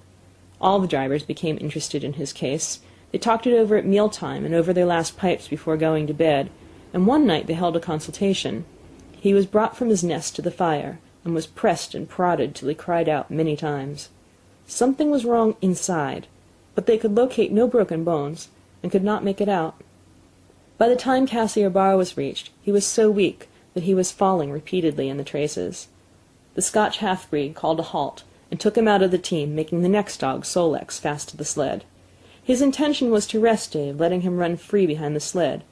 Sick as he was, Dave resented being taken out, grunting and growling while the traces were unfastened, and whimpering broken-heartedly when he saw Sol-leks in the position he had held and served so long. For the pride of trace and trail was his, and sick unto death, he could not bear that another dog should do his work. When the sled started, he floundered in the soft snow alongside the beaten trail, attacking Sol-leks with his teeth, rushing against him and trying to thrust him off into the soft snow on the other side, striving to leap inside his traces and get between him and the sled, and all the while whining and yelping and crying with grief and pain. The half-breed tried to drive him away with the whip, but he paid no heed to the stinging lash, and the man had not the heart to strike harder. Dave refused to run quietly on the trail behind the sled, where the going was easy, but continued to flounder alongside in the soft snow, where the going was most difficult, till exhausted. Then he fell, and lay where he fell, howling lugubriously as the long train of sleds churned by. With the last remnant of his strength, he managed to stagger along behind till the train made another stop, when he floundered past the sleds to his own, where he stood alongside Sol-leks. His driver lingered a moment to get a light for his pipe from the man behind. Then he returned and started his dogs. They swung out on the trail with remarkable lack of exertion, turned their heads uneasily, and stopped in surprise. The driver was surprised too. The sled had not moved. He called his comrades to witness the sight. Dave had bitten through both of Sol-leks' traces, and was standing directly in front of the sled, in his proper place. He pleaded with his eyes to remain there. The driver was perplexed. His comrades talked of how a dog could break its heart through being denied the work that killed it, and recalled instances they had known where dogs too old for the toil or injured had died because they were cut out of the traces. Also they held it a mercy, since Dave was to die anyway, that he should die in the traces, heart easy and content. So he was harnessed in again, and proudly he pulled as of old, though more than once he cried out involuntarily from the bite of his inward hurt. Several times he fell down and was dragged in the traces, and once the sled ran upon him so that he limped thereafter in one of his hind legs. But he held out till camp was reached, when his driver made a place for him by the fire. Morning found him too weak to travel. At harness-up time he tried to crawl to his driver. By convulsive efforts he got on his feet, staggered, and fell. Then he wormed his way forward slowly toward where the harnesses were being put on his mates. He would advance his forelegs and drag his body up with a sort of hitching movement. Then he would advance his forelegs and hitch again ahead for a few more inches. His strength left him, and the last his mates saw of him, he lay gasping in the snow and yearning toward them. But they could hear him mournfully howling till they passed out of sight behind a belt of river timber. Here the train was halted. The Scotch half-breed slowly retraced his steps to the camp they had left. The men ceased talking. A revolver shot rang out. The man came back hurriedly. The whip snapped, the bells tinkled merrily, the sleds churned along the trail, but Buck knew, and every dog knew, what had taken place behind the belt of river trees. End of chapter 4. 5. The Toil of Trace and Trail. 30 days from the time it left Dawson, the saltwater mail, with Buck and his mates at the fore, arrived at Skagway. They were in a wretched state, worn out and worn down. Buck's 140 pounds had dwindled to 115. The rest of his mates, though lighter dogs, had relatively lost more weight than he. Pike, the malingerer, who, in his lifetime of deceit, had often successfully feigned a hurt leg, was now limping in earnest. Sol Lex was limping, and Dub was suffering from a wrenched shoulder-blade. They were all terribly footsore. No spring or rebound was left in them. Their feet fell heavily on the trail, jarring their bodies and doubling the fatigue of a day's travel. There was nothing the matter with them except that they were dead tired.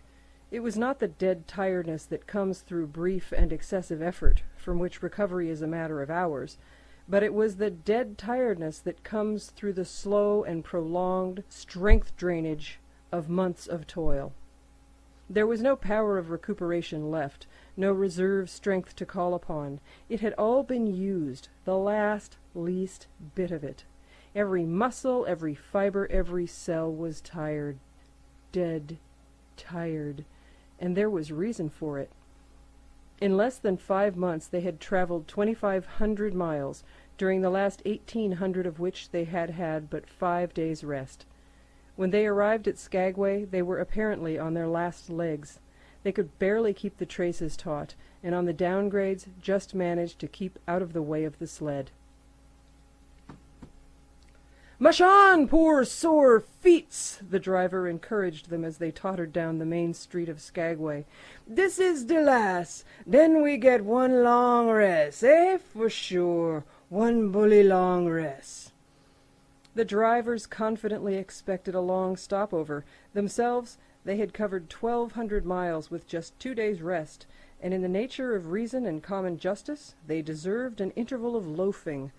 But so many were the men who had rushed into the Klondike, and so many were the sweethearts, wives, and kin that had not rushed in, that the congested mail was taking on Alpine proportions.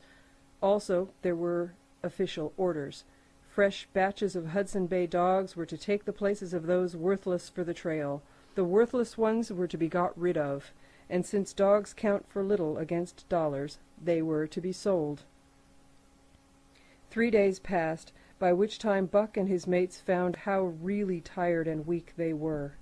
Then, on the morning of the 4th day, 2 men from the States came along and bought them, harness and all, for a song. The men addressed each other as Hal and Charles. Charles was a middle-aged, lightish-colored man with weak and watery eyes and a mustache that twisted fiercely and vigorously up, giving the lie to the limply drooping lip it concealed. Hal was a youngster of 19 or 20 with a big Colt's revolver and a hunting knife strapped about him on the belt that fairly bristled with cartridges. This belt was the most salient thing about him. It advertised his callowness, a callowness sheer and unutterable. Both men were manifestly out of place, and why such as they should adventure north is part of the mystery of things that passes understanding. Buck heard the chaffering, saw the money pass between the man and the government agent, and knew that the Scotch half-breed and the mail-train drivers were passing out of his life on the heels of Perrault and Francois and the others who had gone before. When driven with his mates to the new owner's camp, Buck saw a slipshod and slovenly affair, tent half-stretched, dishes unwashed, everything in disorder. Also he saw a woman. Mercedes, the men called her. She was Charles's wife and Hal's sister. A nice family party. Buck watched them apprehensively as they proceeded to take down the tent and load the sled. There was a great deal of effort about their manner, but no businesslike method. The tent was rolled into an awkward bundle 3 times as large as it should have been. The tin dishes were packed away unwashed. Mercedes continually fluttered in the way of her men, and kept up an unbroken chattering of remonstrance and advice. When they put a clothes sack on the front of the sled, she suggested it should go on the back, and when they had put it on the back and covered it over with a couple of other bundles, she discovered overlooked articles which could abide nowhere else but in that very sack, and they unloaded again. 3 men from a neighboring tent came out and looked on, grinning and winking at one another. "You've got a right smart load as it is," said one of them, "and it's not me should tell you your business, but I wouldn't tote that tent along if I was you." "Undreamed of!" cried Mercedes, throwing her hands in a dainty dismay. "However in the world would I manage without a tent?" "It's springtime, and you won't get any more cold weather," the man replied. She shook her head decidedly, and Charles and Hal put the last odds and ends on top of the mountainous load. "Think it'll ride?" one of the men asked. "Why shouldn't it?" Charles demanded rather shortly. "Oh, that's all right, the man hastened meekly to say. "I was just a-wonderin', that is all. It seemed a mite top-heavy." Charles turned his back and drew the lashings down as well as he could, which was not in the least well. "And of course the dogs can hike along all day with that contraption behind them," affirmed the second of the men. "Certainly," said Hal with freezing politeness, taking hold of the gee-pole with one hand and swinging his whip from the other. "Mush!" he shouted. "Mush on there!" The dogs sprang against the breastband, strained hard for a few moments, then relaxed. They were unable to move the sled. "Lazy brutes, I'll show them!" he cried, preparing to lash out at them again with the whip. But Mercedes interfered, crying, "Oh, Hal, you mustn't!" as she caught a hold of the whip and wrenched it from him. "The poor dears! Now you must promise you won't be harsh with them for the rest of the trip, or I won't go a step." "Precious lot you know about dogs," her brother sneered, "and I wish you'd leave me alone. They're lazy, I tell you, and you've got to whip them to get anything out of them. That's their way. You ask anyone. Ask one of those men." Mercedes looked at them imploringly, untold repugnance at sight of pain written in her pretty face. "They're weak as water, if you want to know," came the reply from one of the men. "Plumb tuckered out. That's what's the matter. They need a rest." "Rest be blanked," said Hal with his beardless lips, and Mercedes said, "Oh!" in a pain and sorrow at the oath. But she was a clannish creature, and rushed at once to the defense of her brother. "Never mind that man," she said pointedly. "You're driving our dogs, and you do what you think is best with them." Again Hal's whip fell upon the dogs. They threw themselves against the breastbands, dug their feet into the packed snow, got down low to it, and put forth all their strength. The sled held as though it were an anchor. After 2 efforts, they stood still, panting. The whip was whistling savagely when once more Mercedes interfered. She dropped on her knees before Buck with tears in her eyes and put her arms around his neck. "You poor, poor dears," she cried sympathetically. "Why don't you pull hard? Then you wouldn't be whipped." Buck did not like her, but he was feeling too miserable to resist her, taking it as part of the day's miserable work. One of the onlookers, who had been clenching his teeth to suppress hot speech, now spoke up. "It's not that I care a whip of what becomes of you, but for the dogs' sakes I just want to tell you, you can help them a mighty lot by breaking out that sled. The runners are froze fast. Throw your weight against the gee-pole right and left and break it out." A third time the attempt was made, but this time, following the advice, Hal broke out the runners, which had been frozen to the snow. The overloaded and unwieldy sled forged ahead, Buck and his mates struggling frantically under the rain of blows. 100 yards ahead the path turned and sloped steeply into the main street. It would have required an experienced man to keep the top-heavy sled upright, and Hal was not such a man. As they swung on the turn, the sled went over, spilling half its load through the loose lashings. The dogs never stopped. The lightened sled bounced on its side behind them. They were angry because of the ill treatment they had received and the unjust load. Buck was raging. He broke into a run, the team following his lead. Hal cried, "Whoa! Whoa!" but they gave no heed. He tripped and was pulled off his feet. The capsized sled ground over him, and the dogs dashed on up the street, adding to the gaiety of Skagway as they scattered the remainder of the outfit along its chief thoroughfare. Kind-hearted citizens caught the dogs and gathered up the scattered belongings. Also they gave advice. Half the load and twice the dogs, if they ever expected to reach Dawson, was what they said. Hal and his sister and brother-in-law listened unwillingly, pitched tent, and overhauled the outfit. Canned goods were turned out that made men laugh, for canned goods on the long trail is a thing to dream about. "Blankets for a hotel," quoth one of the men who laughed and helped. "Half as many is too much. Get rid of them. Throw away that tent and all those dishes. Who's going to wash them anyway? Good Lord, do you think you're traveling on a Pullman?" And so it went. The inexorable elimination of the superfluous. Mercedes cried when her clothes bags were dumped on the ground and article after article was thrown out. She cried in general, and she cried in particular over each discarded thing. She clasped hands about knees, rocking back and forth broken-heartedly. She averred that she would not go an inch, not for a dozen Charleses. She appealed to everybody and to everything, finally wiping her eyes and proceeding to cast out even articles of apparel that were imperative necessaries. And, in her zeal, when she had finished with her own, she attacked the belongings of her men and went through them like a tornado. This accomplished, the outfit, though cut in half, was still a formidable bulk. Charles and Hal went out in the evening and bought 6 outside dogs. These, added to the 6 of the original team, and Teek and Kuna, the huskies obtained at the Rink Rapids on the record trip, brought the team up to 14. But the outside dogs, though particularly broken in since their landing, did not amount to much. These were short-haired pointers. One was a Newfoundland, and the other 2 were mongrels of indeterminate breed. They did not seem to know anything, these newcomers. Buck and his comrades looked upon them with disgust, and though he speedily taught them their places and what not to do, he could not teach them what to do. They did not take kindly to trace and trail. With the exception of the 2 mongrels, they were bewildered and spirit-broken by the strange, savage environment in which they found themselves, and by the ill treatment they had received. The 2 mongrels were without spirit at all. Bones were the only things breakable about them. With the newcomers hopeless and forlorn, and the old team worn out by 2,500 miles of continuous trail, the outlook was anything but bright. The 2 men, however, were quite cheerful, and they were proud, too. They were doing the thing in style, with 14 dogs.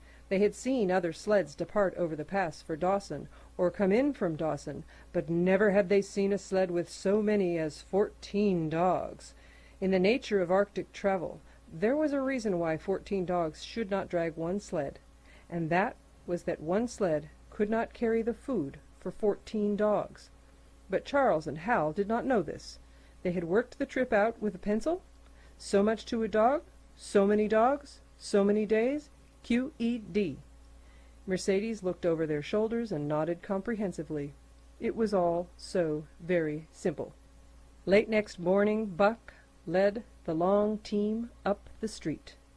There was nothing lively about it, no snap or go in him and his fellows.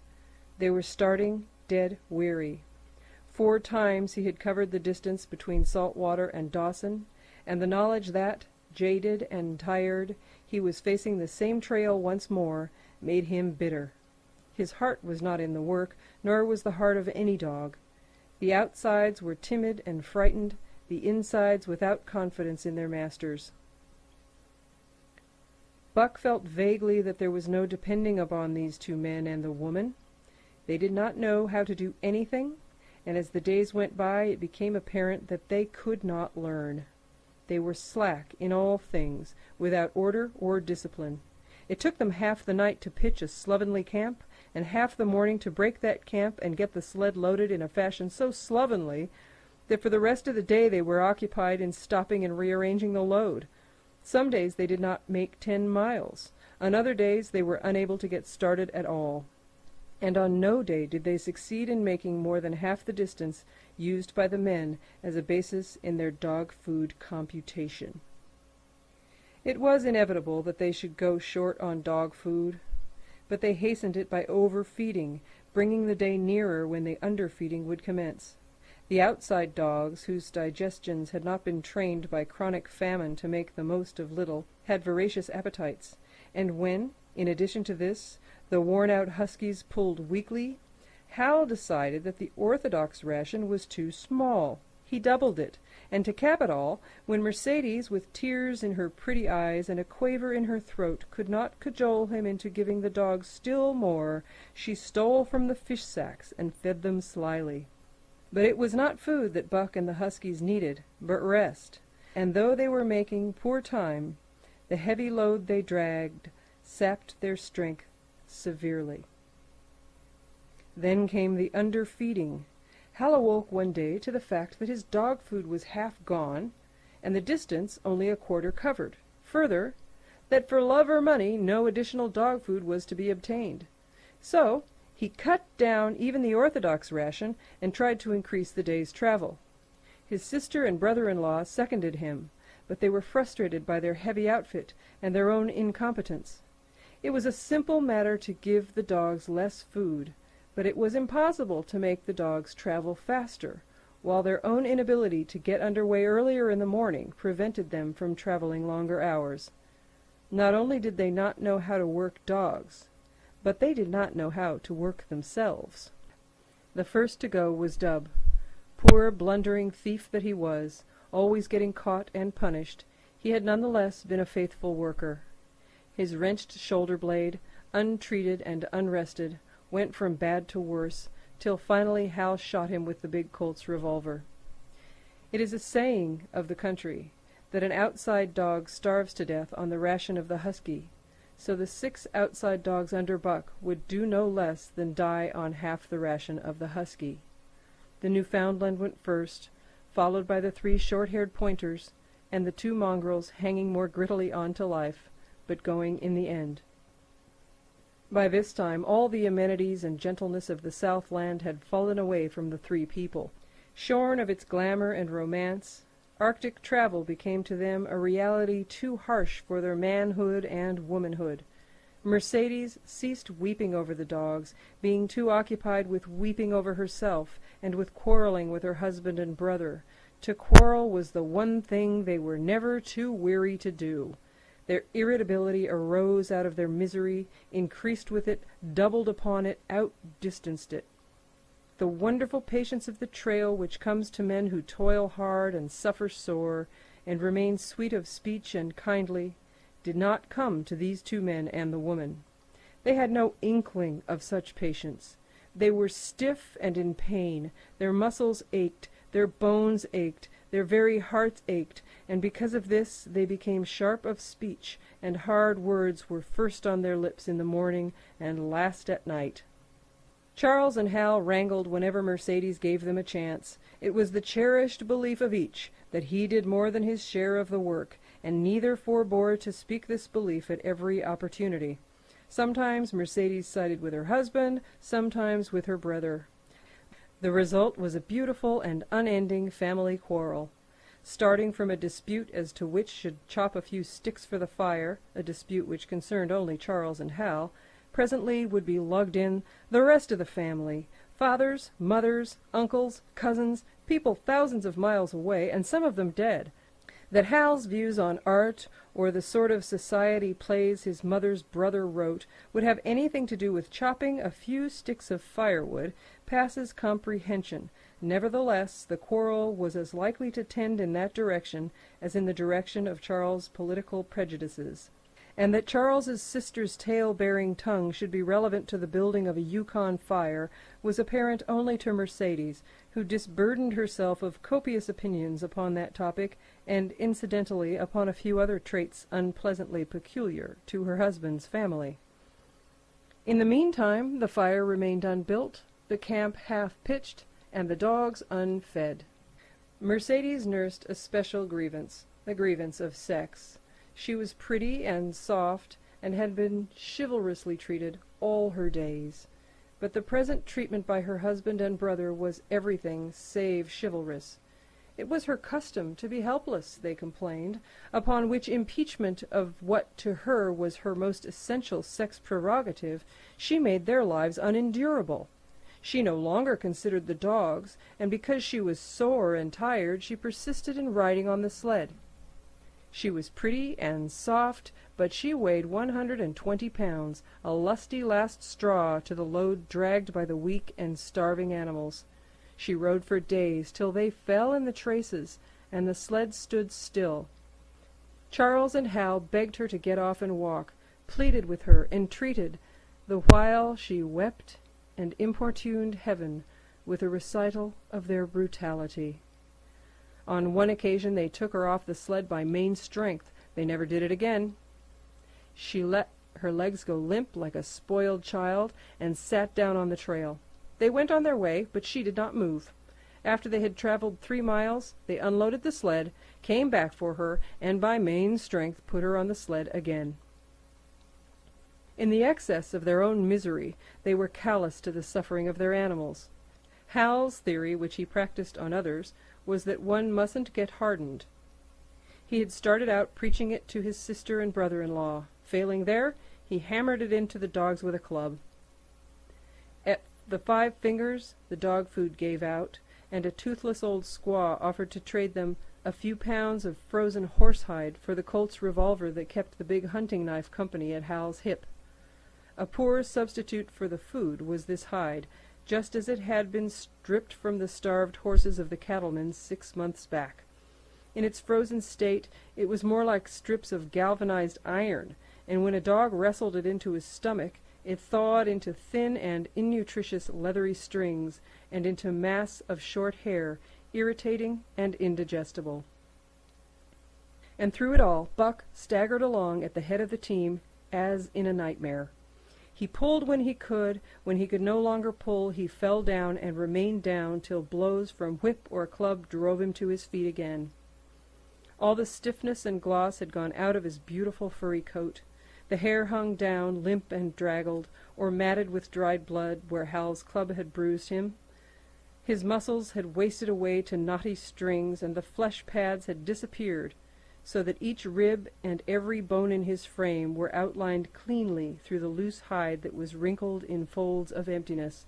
It was heartbreaking. Only Buck's heart was unbreakable. The man in the red sweater had proved that.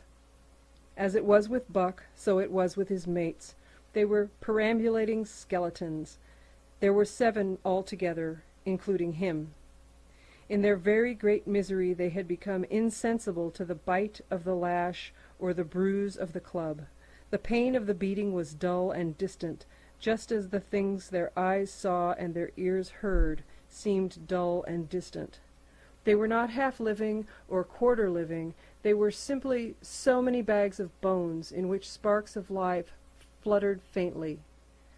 When a halt was made, they dropped down in the traces like dead dogs, and the spark dimmed and paled and seemed to go out. But when the club or whip fell upon them, the spark fluttered feebly up, and they tottered to their feet and staggered on. There came a day when Billy, the good-natured, fell and could not rise. Hal had traded off his revolver, So he took the axe and knocked Billy on the head as he lay in the traces, then cut the carcass out of the harness and dragged it to one side. Buck saw, and his mates saw, and they knew that this thing was very close to them. And on the next day Kuna went, and but 5 of them remained.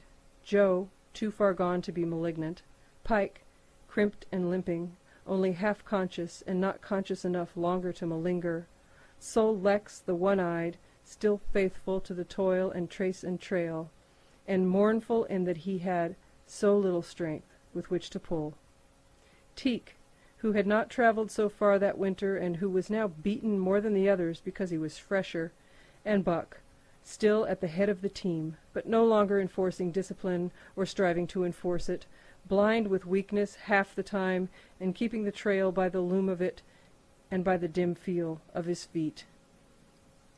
It was beautiful spring weather, but neither dogs nor humans were aware of it. Each day the sun rose earlier and set later. It was dawn by 3 in the morning, and twilight lingered till 9 at night. The whole long day was a blaze of sunshine. The ghostly winter silence had given way to the great spring murmur of awakening life. This murmur arose from all the land, fraught with the joy of living. It came from the things that lived and moved again, things which had been dead and which had not moved during the long months of frost.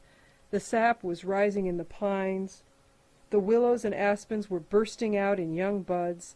Shrubs and vines were putting on fresh garbs of green. Crickets sang in the nights, and in the days all manner of creeping, crawling things rustled forth into the sun. Partridges and woodpeckers were booming and knocking in the forest.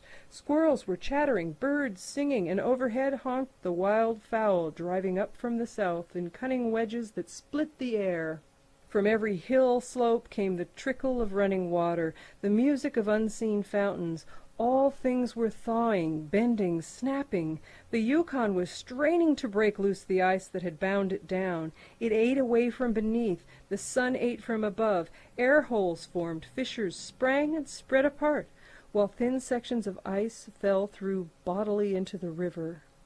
And amid all this bursting, rending, throbbing of awakening life, under the blazing sun and through the soft sighing breezes, like wayfarers to death, staggered the 2 men, the woman, and the huskies.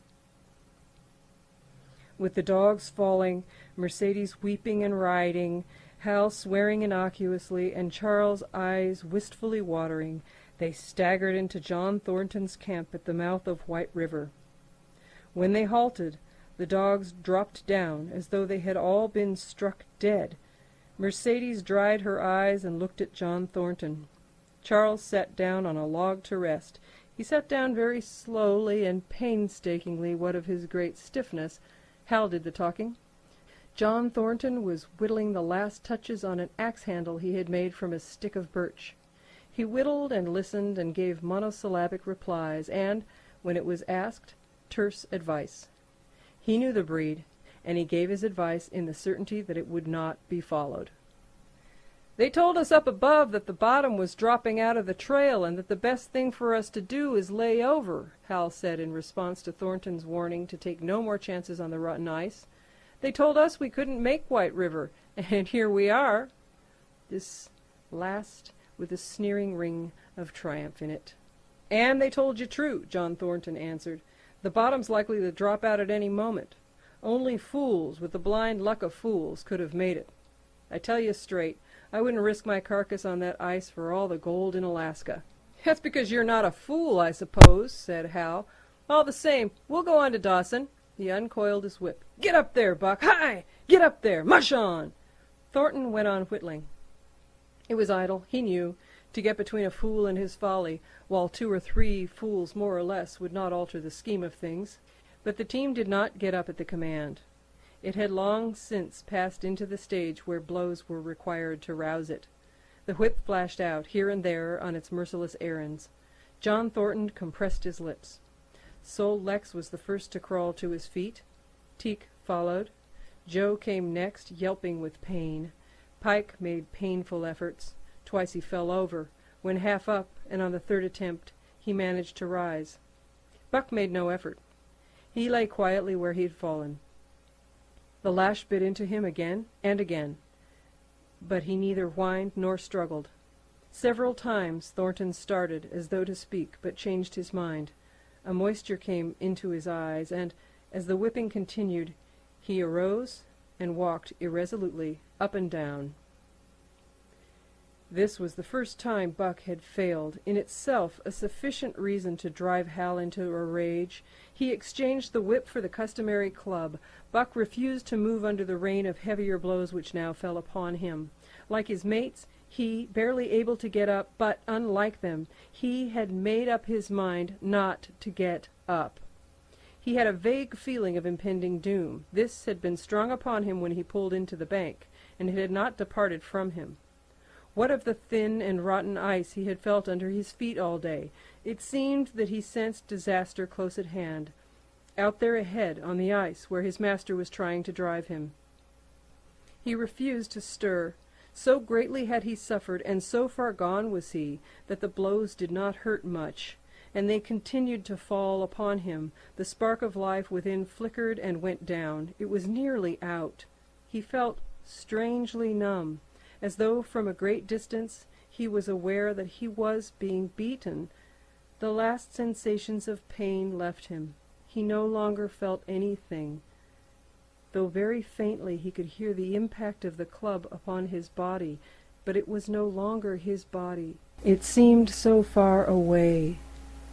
And then, suddenly, without warning, uttering a cry that was inarticulate and more like the cry of an animal, John Thornton sprang upon the man who wielded the club. Hal was hurled backward, as though struck by a failing tree. Mercedes screamed. Charles looked on wistfully, wiped his watery eyes, but did not get up because of his stiffness. John Thornton stood over Buck, struggling to control himself, too convulsed with rage to speak. "If you strike that dog again, I'll kill you," he at last managed to say in a choking voice. "It's my dog," Hal replied, wiping the blood from his mouth as he came back. "Get out of my way or I'll fix you. I'm going to Dawson." Thornton stood between him and Buck, and evinced no intention of getting out of the way. Hal drew his long hunting knife. Mercedes screamed, cried, laughed, and manifested the chaotic abandonment of hysteria. Thornton rapped Hal's knuckles with the axe handle, knocking the knife to the ground. He rapped his knuckles again as he tried to pick it up. Then he stooped, picked it up himself, and with 2 strokes cut Buck's traces. Hal had no fight left in him. Besides, his hands were full with his sister, or his arms, rather, while Buck was too near dead to be of further use in hauling the sled. A few minutes later they pulled out from the bank and down the river. Buck heard them go and raised his head to see. Pike was leading, Sol Lex was at the wheel, and between were Joe and Teek. They were limping and staggering. Mercedes was riding the loaded sled. Hal guided at the gee-pole, and Charles stumbled along in the rear. As Buck watched them, Thornton knelt beside him, and with rough, kindly hands searched for broken bones. By the time his search had disclosed nothing more than many bruises and a state of terrible starvation, the sled was 1/4 of a mile away. Dog and man watched it crawling along over the ice. Suddenly they saw its back end drop down as into a rut, and the gee-pole, with Hal clinging to it, jerk into the air. Mercedes's scream came to their ears. They saw Charles turn and make 1 step to run back, and then a whole section of ice give way, and the dogs and humans disappear.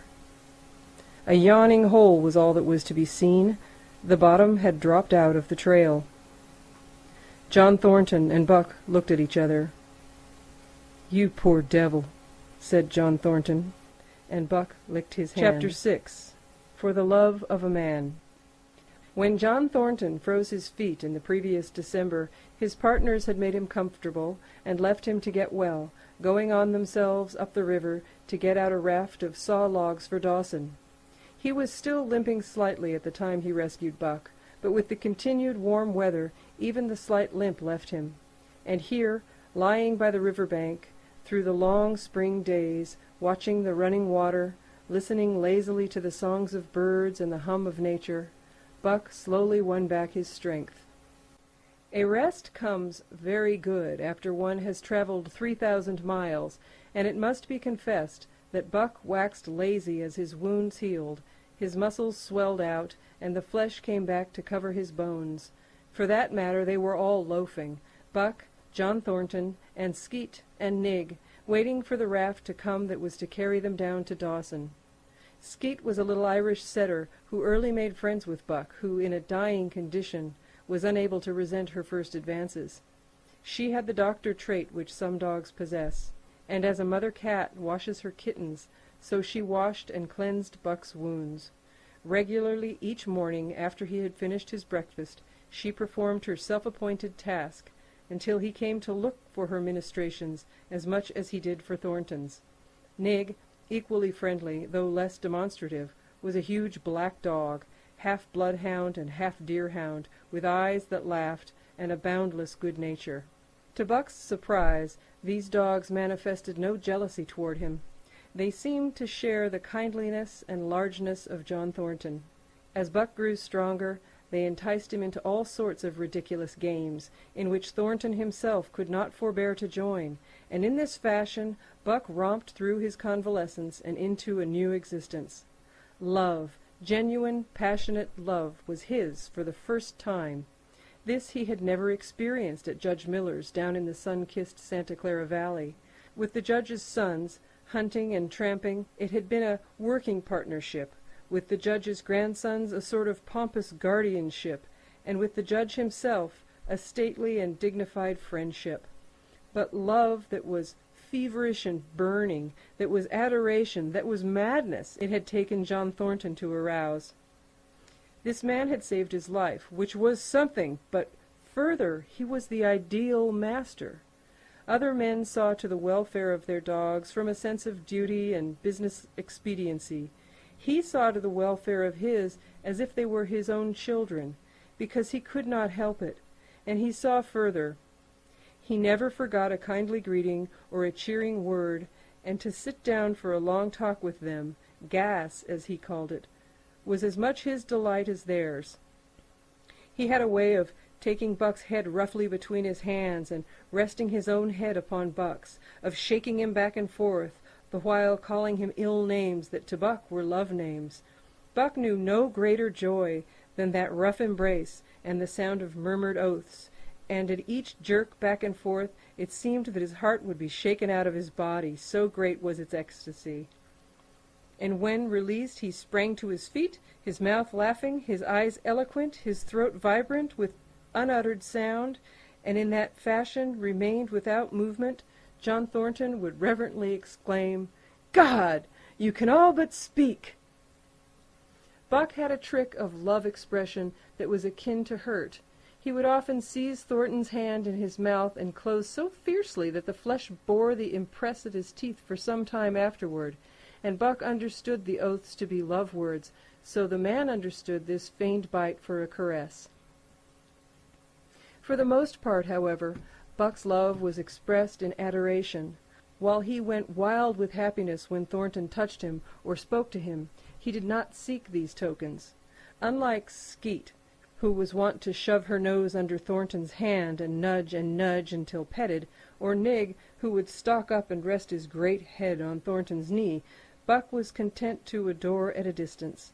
He would lie by the hour, eager, alert, at Thornton's feet, looking up into his face, dwelling upon it, studying it, following it with keenest interest, each fleeting expression, every movement or change of feature.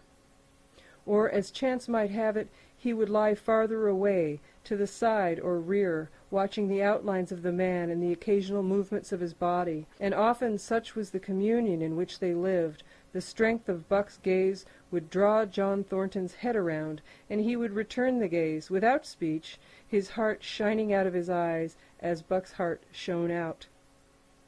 For a long time after his rescue, Buck did not like Thornton to get out of his sight. From the moment he left the tent to when he entered it again, Buck would follow at his heels. His transient masters, since he had come into the Northland, had bred in him a fear that no master could be permanent. He was afraid that Thornton would pass out of his life as Perrault and Francois and the Scotch half-breed had passed out. Even in the night, in his dreams, he was haunted by this fear. At such times he would shake off sleep and creep through the chill of the flap of the tent, where he could stand and listen to the sound of his master's breathing. But in spite of this great love he bore John Thornton, which seemed to bespeak the soft, civilizing influence, the strain of the primitive which the Northland had aroused in him, remained alive and active. Faithfulness and devotion, things born of fire and roof, were his, yet he retained his wildness and wiliness. He was a thing of the wild, come in from the wild, to sit by John Thornton's fire, rather than a dog of the soft Southland, stamped with the marks of generations of civilization. Because of his very great love, he could not steal from this man, but from any other man in any other camp he did not hesitate an instant, while the cunning with which he stole enabled him to escape detection. His face and body were scored by the teeth of many dogs, and he fought as fiercely as ever and more shrewdly. Skeet and Nig were too good-natured for quarreling. Besides, they belonged to John Thornton. But the strange dog, no matter what the breed or valor, swiftly acknowledged Buck's supremacy, or found himself struggling for life with a terrible antagonist. And Buck was merciless. He had learned well the law of club and fang, and he never forewent an advantage or drew back from a foe he had started on the way to death. He had lessoned from Spitz, and from the chief fighting dogs of the police and mail, and he knew there was no middle course. He must master or be mastered, while to show mercy was a weakness. Mercy did not exist in the primordial life. It was misunderstood for fear, and such misunderstandings made for death. Kill or be killed, eat or be eaten was the law, and this mandate, down out of the depths of time, he obeyed. He was older than the days he had seen and the breaths he had drawn. He linked the past with the present, and the eternity behind him throbbed through him in a mighty rhythm, to which he swayed as the tides and seasons swayed. He sat by John Thornton's fire, a broad-breasted dog, white-fanged and long-furred, but behind him were the shades of all manner of dogs, half-wolves and wild wolves, urgent and prompting, tasting the savor of the meat he ate, thirsting for the water he drank, scenting the wind with him, listening with him and telling him the sounds made by the wild life in the forest, dictating his moods, directing his actions, lying down to sleep with him when he lay down, and dreaming with him beyond him and becoming themselves the stuff of his dreams. So peremptorily did these shades beckon him that each day mankind and the claims of mankind slipped farther from him. Deep in the forest a call was sounding, and as often as he heard this call, mysteriously thrilling and luring, he felt compelled to turn his back upon the fire and the beaten earth around it, and to plunge into the forest, and on, he knew not where or why, nor did he wonder where or why, the call sounding imperiously deep in the forest. But as often as he gained the soft, unbroken earth and the green shade, the love for John Thornton drew him back to the fire again. Thornton alone held him. The rest of mankind was as nothing. Chance travelers might praise or pet him, but he was cold under it all, and from a too demonstrative man he would get up and walk away.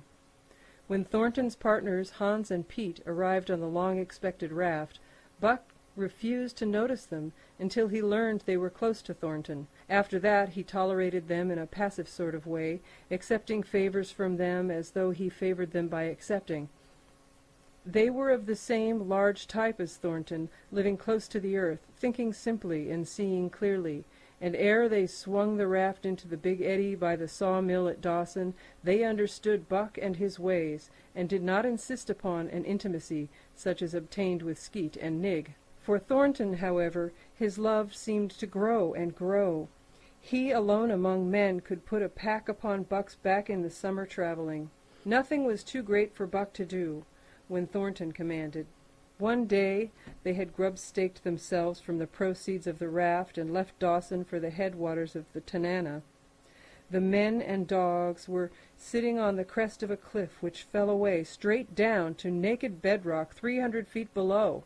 John Thornton was sitting near the edge, Buck at his shoulder. A thoughtless whim seized Thornton, and he drew the attention of Hans and Pete to the experiment he had in mind. "Jump, Buck!" he commanded, sweeping his arm out over the chasm. The next instant he was grappling with Buck on the extreme edge, while Hans and Pete were dragging them back into safety. "It's uncanny," Pete said, after it was over and they had caught their speech. Thornton shook his head. "No, it is splendid, and it is terrible, too. Do you know, it sometimes makes me afraid." "I'm not hankering to be the man that lays hands on you while he's around," Pete announced conclusively, nodding his head toward Buck. "By jingo!" was Hans' contribution. "Not mineself, either." It was at Circle City, ere the year was out, that Pete's apprehensions were realized. Black Burton, a man evil-tempered and malicious, had been picking a quarrel with the tenderfoot at the bar when Thornton stepped good-naturedly between. Buck, as was his custom, was lying in a corner, head on paws, watching his master's every action. Burton struck out, without warning, straight from the shoulder. Thornton was sent spinning and saved himself from falling only by clutching the rail of the bar. Those who were looking on heard what was neither a bark nor a yelp, but something which is best described as a roar, and they saw Buck's body rise up in the air as he left the floor for Burton's throat. The man saved his life by instinctively throwing out his arm, but was hurled backward to the floor with Buck on top of him. Buck loosed his teeth from the flesh of the arm and drove again for the throat. This time the man succeeded only in partly blocking, and his throat was torn open. Then the crowd was upon Buck, and he was driven off. But while a surgeon checked the bleeding, he prowled up and down, growling furiously, attempting to rush in, and being forced back by an array of hostile clubs. A miners' meeting, called on the spot, decided that the dog had sufficient provocation, and Buck was discharged. But his reputation was made, and from that day his name spread through every camp in Alaska. Later on, in the fall of the year, he saved John Thornton's life in quite another fashion. The three partners were lining a long and narrow poling boat down a bad stretch of rapids on the 40-mile creek. Hans and Pete moved along the bank, snubbing with a thin manila rope from tree to tree, while Thornton remained in the boat, helping its descent by means of a pole and shouting directions to the shore.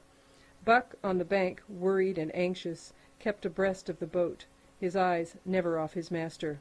At a particularly bad spot, where a ledge of barely submerged rocks jutted out into the river, Hans cast off the rope and, while Thornton pulled the boat out into the stream, ran down the bank with the end of his hand to snub the boat when it had cleared the ledge. This it did, and was flying downstream in a current as swift as a mill race, when Hans checked it with the rope, and checked too suddenly. The boat flirted over and snubbed into the bank bottom up, while Thornton, flung sheer out of it, was carried downstream toward the worst part of the rapids, a stretch of wild water in which no swimmer could live. Buck had sprung in on the instant, and at the end of 300 yards, amid a mad swirl of water, he overhauled Thornton. When he felt him grasp his tail, Buck headed for the bank, swimming with all his splendid strength. But the progress shoreward was slow. The progress downstream amazingly rapid. From below came the fatal roaring, where the wild current went wilder and was rent in shreds and spray by the rocks which thrust through like the teeth of an enormous comb. The suck of the water as it took the beginning of the last steep pitch was frightful, and Thornton knew that the shore was impossible. He scraped furiously over a rock, bruised across a second, and struck a third with a crushing force. He clutched its slippery top with both hands, releasing Buck, and above the roar of the churning water shouted, "Go, Buck, go!" Buck could not hold his own, and swept on downstream, struggling desperately but unable to win back. When he heard Thornton's command repeated, he partly reared out of the water, throwing his head high as though for a last look, then turned obediently toward the bank. He swam powerfully, and was dragged ashore by Pete and Hans at the very point where swimming ceased to be possible and destruction began. They knew that the time a man could cling to a slippery rock in the face of that driving current was a matter of minutes, and they ran as fast as they could up the bank to the point far above where Thornton was hanging on. They attached the line with which they had been snubbing the boat to Buck's neck and shoulders, being careful that it should neither strangle him nor impede his swimming, and launched him into the stream. He struck out boldly, but not straight enough into the stream. He discovered the mistake too late, when Thornton was abreast of him and a bare half-dozen strokes away, while he was being carried helplessly past. Hans promptly snubbed with the rope, as though Buck were a boat. The rope thus tightening on him in the sweep of the current, he was jerked under the surface, and under the surface he remained till his body struck against the bank, and he was hauled out. He was half drowned, and Hans and Pete threw themselves upon him, pounding the breath into him and the water out of him. He staggered to his feet and fell down. The faint sound of Thornton's voice came to them, and though they could not make out the words of it, they knew that he was in his extremity. His master's voice acted on Buck like an electric shock. He sprang to his feet and ran up the bank ahead of the men to the point of his previous departure. Again the rope was attached and he was launched, and again he struck out, but this time straight into the stream. He had miscalculated once, but he would not be guilty of it a second time. Hans paid out the rope, permitting no slack, while Pete kept it clear of coils. Buck held on till he was on line straight above Thornton, and then he turned, and with the speed of an express train headed down upon him. Thornton saw him coming, and as Buck struck him like a battering ram, with the whole force of the current behind him, he reached up and closed with both arms around the shaggy neck. Hans snubbed the rope around the tree, and Buck and Thornton were jerked under water. Strangling, suffocating, sometimes one uppermost and sometimes the other, dragging over the jagged bottom, smashing against rocks and snags, they veered into the bank. Thornton came to, belly downward, and being violently propelled back and forth across a drift log by Hans and Pete. His first glance was for Buck, over whose limp and apparently lifeless body Nig was setting up a howl, while Skeet was licking the wet face and closed eyes. Thornton was himself bruised and battered, and he went carefully over Buck's body, when he had been brought around, finding 3 broken ribs. "That settles it," he announced. "We camp right here." And camp they did, till Buck's ribs knitted and he was able to travel. That winter at Dawson, Buck performed another exploit, not so heroic perhaps, but one that put his name many notches higher on the totem pole of Alaskan fame. This exploit was particularly gratifying to the 3 men, for they stood in need of the outfit which it furnished, and were enabled to make a long-desired trip into the Virgin East, where miners had not yet appeared. It was brought about by a conversation in the Eldorado saloon, in which men waxed boastful of their favorite dogs. Buck, because of his record, was the target for these men, and Thornton was driven stoutly to defend him. At the end of half an hour, one man stated that his dog could start a sled with 500 pounds and walk off with it. A second bragged 600 for his dog, and a third 700. "Pooh, pooh," said John Thornton. "Buck can start 1,000 pounds." "And break it out? And walk off with it for 100 yards?" demanded Matthewson, a bonanza king, he of 700 vaunt. "And break it out, and walk off with it for 100 yards, John Thornton said coolly. "Well," Matthewson said, slowly and deliberately, so that all could hear, "I've got $1,000 that says he can't, and there it is." So saying, he slammed a sack of gold dust of the size of a bologna sandwich down upon the bar. Nobody spoke. Thornton's bluff, if bluff it was, had been called. He could feel a flush of warm blood creeping up his face. His tongue had tricked him. He did not know whether Buck could start 1,000 pounds. 1/2 ton? The enormousness of it appalled him.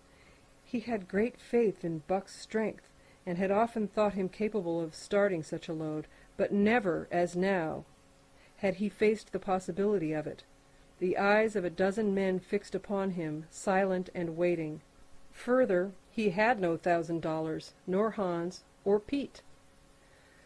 "I've got a sled standing outside now with 20 50-pound sacks of flour on it," Matthewson went on with brutal directness, "so don't let that hinder you." Thornton did not reply. He did not know what to say. He glanced from face to face in the absent way of a man who has lost the power of thought and is seeking somewhere to find the thing that will start it going again. The face of Jim O'Brien, A mastodon king, an old-time comrade, caught his eyes. It was a cue to him, seeming to rouse him to do what he would never have dreamed of doing. "Can you lend me 1,000?" he asked, almost in a whisper. "Sure," O'Brien answered, thumping down a plethoric sack by the side of Matthewson's. "Though it's little faith I'm having, John. That's a beast can do the trick." The Eldorado emptied its occupants into the street to see the test. The tables were deserted, and the dealers and gamekeepers came forth to see the outcome of the wager and to lay odds. Several hundred men, furred and mittened, banked around the sled with easy distance. Matthewson's sled, loaded with 1,000 pounds of flour, had been standing for a couple of hours, and in the intense cold, it was 60 below zero, the runners had frozen fast to the hard-packed snow. Men offered odds of 2 to 1 that Buck could not budge the sled. A quibble arose concerning the phase break out. O'Brien contended it was Thornton's privilege to knock the runners loose, leaving Buck to break it out from a dead standstill. Matthewson insisted that the phrase included breaking the runners from the frozen grip of the snow. A majority of the men who had witnessed the making of the bet decided in his favor, whereat the odds went up to 3 to 1 against Buck. There were no takers. Not a man believed him capable of the feat. Thornton had been hurried into the wager, heavy with doubt, and now that he looked at the sled itself, the concrete fact, with the regular team of 10 dogs curled up in the snow before it, the more impossible the task appeared. Matthewson waxed jubilant. 3 to 1, he proclaimed. "I'll lay you another 1,000 at that figure, Thornton. What do you say?" Thornton's doubt was strong in his face, but his fighting spirit was aroused, the fighting spirit that soars above odds, fails to recognize the impossible, and is deaf to all save the clamor for battle. He called Hans and Pete to him. Their sacks were slim, and with his own the 3 partners could rake together only $200. In the ebb of their fortunes, this sum was their total capital, yet they laid it unhesitatingly against Matthewson's 600. The team of 10 dogs was unhitched, and Buck, with his own harness, was put into the sled. He had caught the contagion of the excitement, and he felt that in some way he must do a great thing for John Thornton. Murmurs of admiration at his splendid appearance went up. He was in perfect condition, without an ounce of superfluous flesh, and the 150 pounds that he weighed were so many pounds of grit and virility. His furry coat shone with the sheen of silk.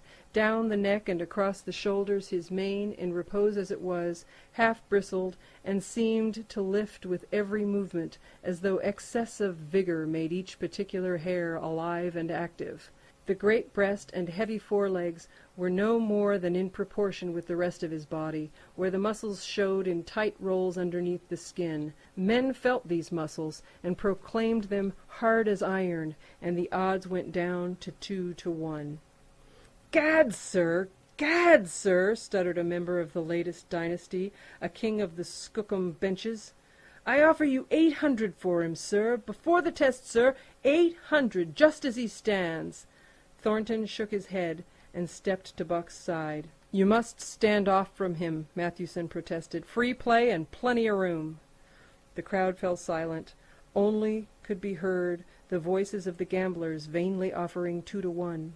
Everybody acknowledged Buck, a magnificent animal, but 20 50-pound sacks of flour bulked too large in their eyes for them to loosen their pouch strings. Thornton knelt down by Buck's side. He took his head in his 2 hands and rested cheek on cheek. He did not playfully shake him, as was his wont, or murmur soft love curses, but he whispered in his ear, "As you love me, Buck, as you love me," was what he whispered. Buck whined with suppressed eagerness. The crowd was watching curiously. The affair was growing mysterious. It seemed like a conjuration. As Thornton got to his feet, Buck seized his mittened hand between his jaws, pressing in with his teeth and releasing slowly, half reluctantly. It was the answer in terms, not of speech, but of love. Thornton stepped well back. "Now, Buck," he said. Buck tightened the traces, then slacked them for a matter of several inches. It was the way he had learned. "Gee!" Thornton's voice rang out, sharp in the tense silence. Buck swung to the right, ending the movement in a plunge that took up the slack, and with sudden jerk arrested his 150 pounds. The load quivered, and from under the runners arose a crisp crackling. "Haw!" Thornton commanded. Buck duplicated the maneuver, this time to the left. The crackling turned into a snapping, and the sled pivoting, and the runners slipping and grating several inches to the side. The sled was broken out. Men were holding their breaths, intensely unconscious of the fact. "Now! Mush!" Thornton's command cracked out like a pistol shot. Buck threw himself forward, tightening the traces with a jarring lunge. His whole body was gathered compactly together in the tremendous effort, the muscles writhing and knotting like live things under the silky fur. His great chest was low to the ground, his head forward and down, while his feet were flying like mad, the claws scarring the hard-packed snow in parallel grooves. The sled swayed and trembled, half-started forward. One of his feet slipped, and one man groaned aloud. Then the sled lurched ahead in what appeared a rapid succession of jerks, though it never really came to a dead stop again. Half an inch, 2 inches. The jerks perceptibly diminished as the sled gained momentum. He caught them up till it was moving steadily along. Men gasped and began to breathe again, unaware for a moment that they had ceased to breathe. Thornton was running behind, encouraging Buck with short, cheery words. The distance had been measured off, and as he neared the pile of firewood which marked the end of the 100 yards, a cheer began to grow and grow, which burst into a roar as he passed the firewood and halted at command. Every man was tearing himself loose, even Matthewson. Hats and mittens were flying in the air. Men were shaking hands, it did not matter with whom, and bubbling over in general incoherent babble. But Thornton fell on his knees beside Buck. Head was against head, and he was shaking him back and forth. Those who hurried up heard him cursing Buck, and he cursed him long and fervently, and softly and lovingly. "Gad, sir! Gad, sir!" sputtered the Skookum Bench King. "I'll give you 1,000 for him, sir! 1,000, sir! 1,200, sir!" Thornton rose to his feet. His eyes were wet. The tears were streaming frankly down his cheeks. "Sir," he said to the Skookum Bench King, "no, sir. You can go to hell, sir. It's the best I can do for you, sir."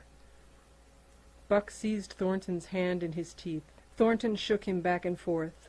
As though animated by a common impulse, the onlookers drew back to a respectful distance, nor were they again indiscreet enough to interrupt. Chapter 7.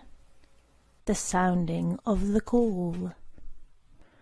When Buck earned $1,600 in 5 minutes for John Thornton, he made it possible for his master to pay off certain debts and to journey with his partners into the East after a fabled lost mine, the history of which was as old as the history of the country. Many men had sought it, few had found it, and more than a few there were who had never returned from the quest. This lost mine was steeped in tragedy and shrouded in mystery. No one knew of the first man. The oldest tradition stopped before it got back to him. From the beginning there had been an ancient and ramshackle cabin. Dying men had sworn to it, and to the mine, the site of which it marked, clinching their testimony with nuggets that were unlike any known grade of gold in the Northland. But no living man had looted this treasure-house, and the dead were dead, wherefore John Thornton and Pete and Hans, with Buck and 6 other dogs, faced into the East on an unknown trail to achieve where men and dogs as good as themselves had failed. They sledded 70 miles up the Yukon, swung to the left into the Stewart River, past the Mayo and the McQuestion, and held on until the Stewart itself became a streamlet, threading the upstanding peaks which marked the backbone of the continent. John Thornton asked little of man or nature. he was unafraid of the wild. With a handful of salt and a rifle he could plunge into the wilderness and fare wherever he pleased and as long as he pleased. Being in no haste, Indian fashion, he hunted his dinner in the course of the day's travel. And if he failed to find it, like the Indian, he kept on travelling, secure in the knowledge that sooner or later he would come to it. So on this great journey into the East, straight meat was the bill of fare. Ammunition and tools principally made up the load on the sled, and the time card was drawn upon the limitless future. To Buck it was boundless delight, this hunting, fishing, and indefinite wandering through strange places. For weeks at a time they would hold on steadily, day after day, and for weeks upon end they would camp, here and there, the dogs loafing and the men burning holes through frozen muck and gravel, and washing countless pans of dirt by the heat of the fire. Sometimes they went hungry, sometimes they feasted riotously, all according to the abundance of game and the fortune of hunting. Summer arrived, and the dogs and men packed on their backs, rafted across blue mountain lakes, and descended or ascended unknown rivers in slender boats, whip-sawed from the standing forest. The months came and went, and back and forth they twisted through the uncharted vastness, where no men were, and yet where men had been, if the lost cabin were true. They went across divides in summer blizzards, shivered under the midnight sun on naked mountains between the timber line and the eternal snows, dropped into summer valleys amid swarming gnats and flies, and in the shadows of glaciers picked strawberries and flowers as ripe and fair as any the Southland could boast. In the fall of the year they penetrated a weird lake country, sad and silent, where wildfowl had been, but where then there was no life, nor sign of life, only the blowing of chill winds, the forming of ice in sheltered places, and the melancholy rippling of waves on lonely beaches. And through another winter they wandered on the obliterated trails of men who had gone before. Once they came upon a path blazed through the forest, an ancient path, and the lost cabin seemed very near. But the path began nowhere, and ended nowhere, and it remained mystery as the man who made it, and the reason he made it remained mystery. Another time they chanced upon the time-graven wreckage of a hunting lodge, and amid the shreds of rotted blankets John Thornton found a long-barreled flintlock. He knew it for a Hudson Bay Company gun of the young days in the northwest, when such a gun was worth its height in beaver skins packed flat. And that was all. No hint as to the man who in an early day had reared the lodge and left the gun among the blankets. Spring came on once more, and at the end of all their wandering they found, not the lost cabin, but a shallow placer in a broad valley, where the gold showed like yellow butter across the bottom of the washing pan. They sought no farther. Each day they worked earned them thousands of dollars in clean dust and nuggets, and they worked every day. The gold was sacked in moose-hide bags, 50 pounds to the bag, and piled like so much firewood outside the spruce-bough lodge. Like giants they toiled, days flashing on the heels of days like dreams as they heaped the treasure up. There was nothing for the dogs to do, save the hauling in of meat now and again that Thornton killed, and Buck spent long hours musing by the fire. The vision of the short-legged hairy man came to him more frequently, now that there was little work to be done. and often, blinking by the fire, Buck wandered with him in that other world which he remembered. The salient thing of this other world seemed fear. When he watched the hairy man sleeping by the fire, head between his knees and hands clasped above, Buck saw that he slept restlessly, with many starts and awakenings, at which times he would peer fearfully into the darkness and fling more wood upon the fire. Did they walk by the beach of a sea, where the hairy man gathered shellfish and ate them as he gathered? It was with eyes that roved everywhere for hidden danger, and with legs prepared to run like the wind at its first appearance. Through the forest they crept noiselessly, Buck at the hairy man's heels, and they were alert and vigilant, the pair of them, ears twitching and moving and nostrils quivering, for the man heard and smelled as keenly as Buck. The hairy man could spring up into the trees and travel ahead as fast as on the ground, swinging by the arms from limb to limb, sometimes a dozen feet apart, letting go and catching, never falling, never missing his grip.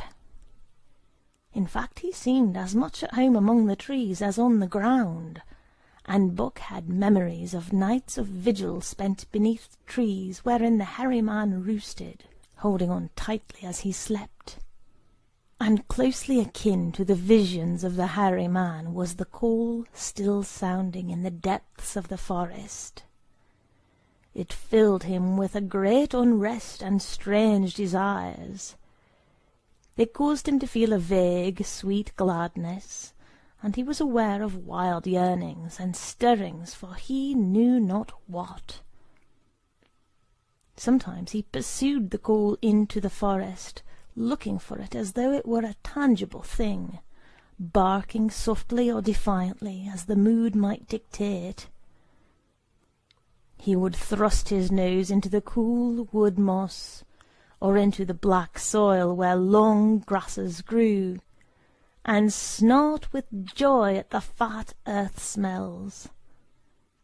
Or he would crouch for hours as if in concealment, behind fungus-covered trunks of fallen trees, wide-eyed and wide-eared to all that moved and sounded about him.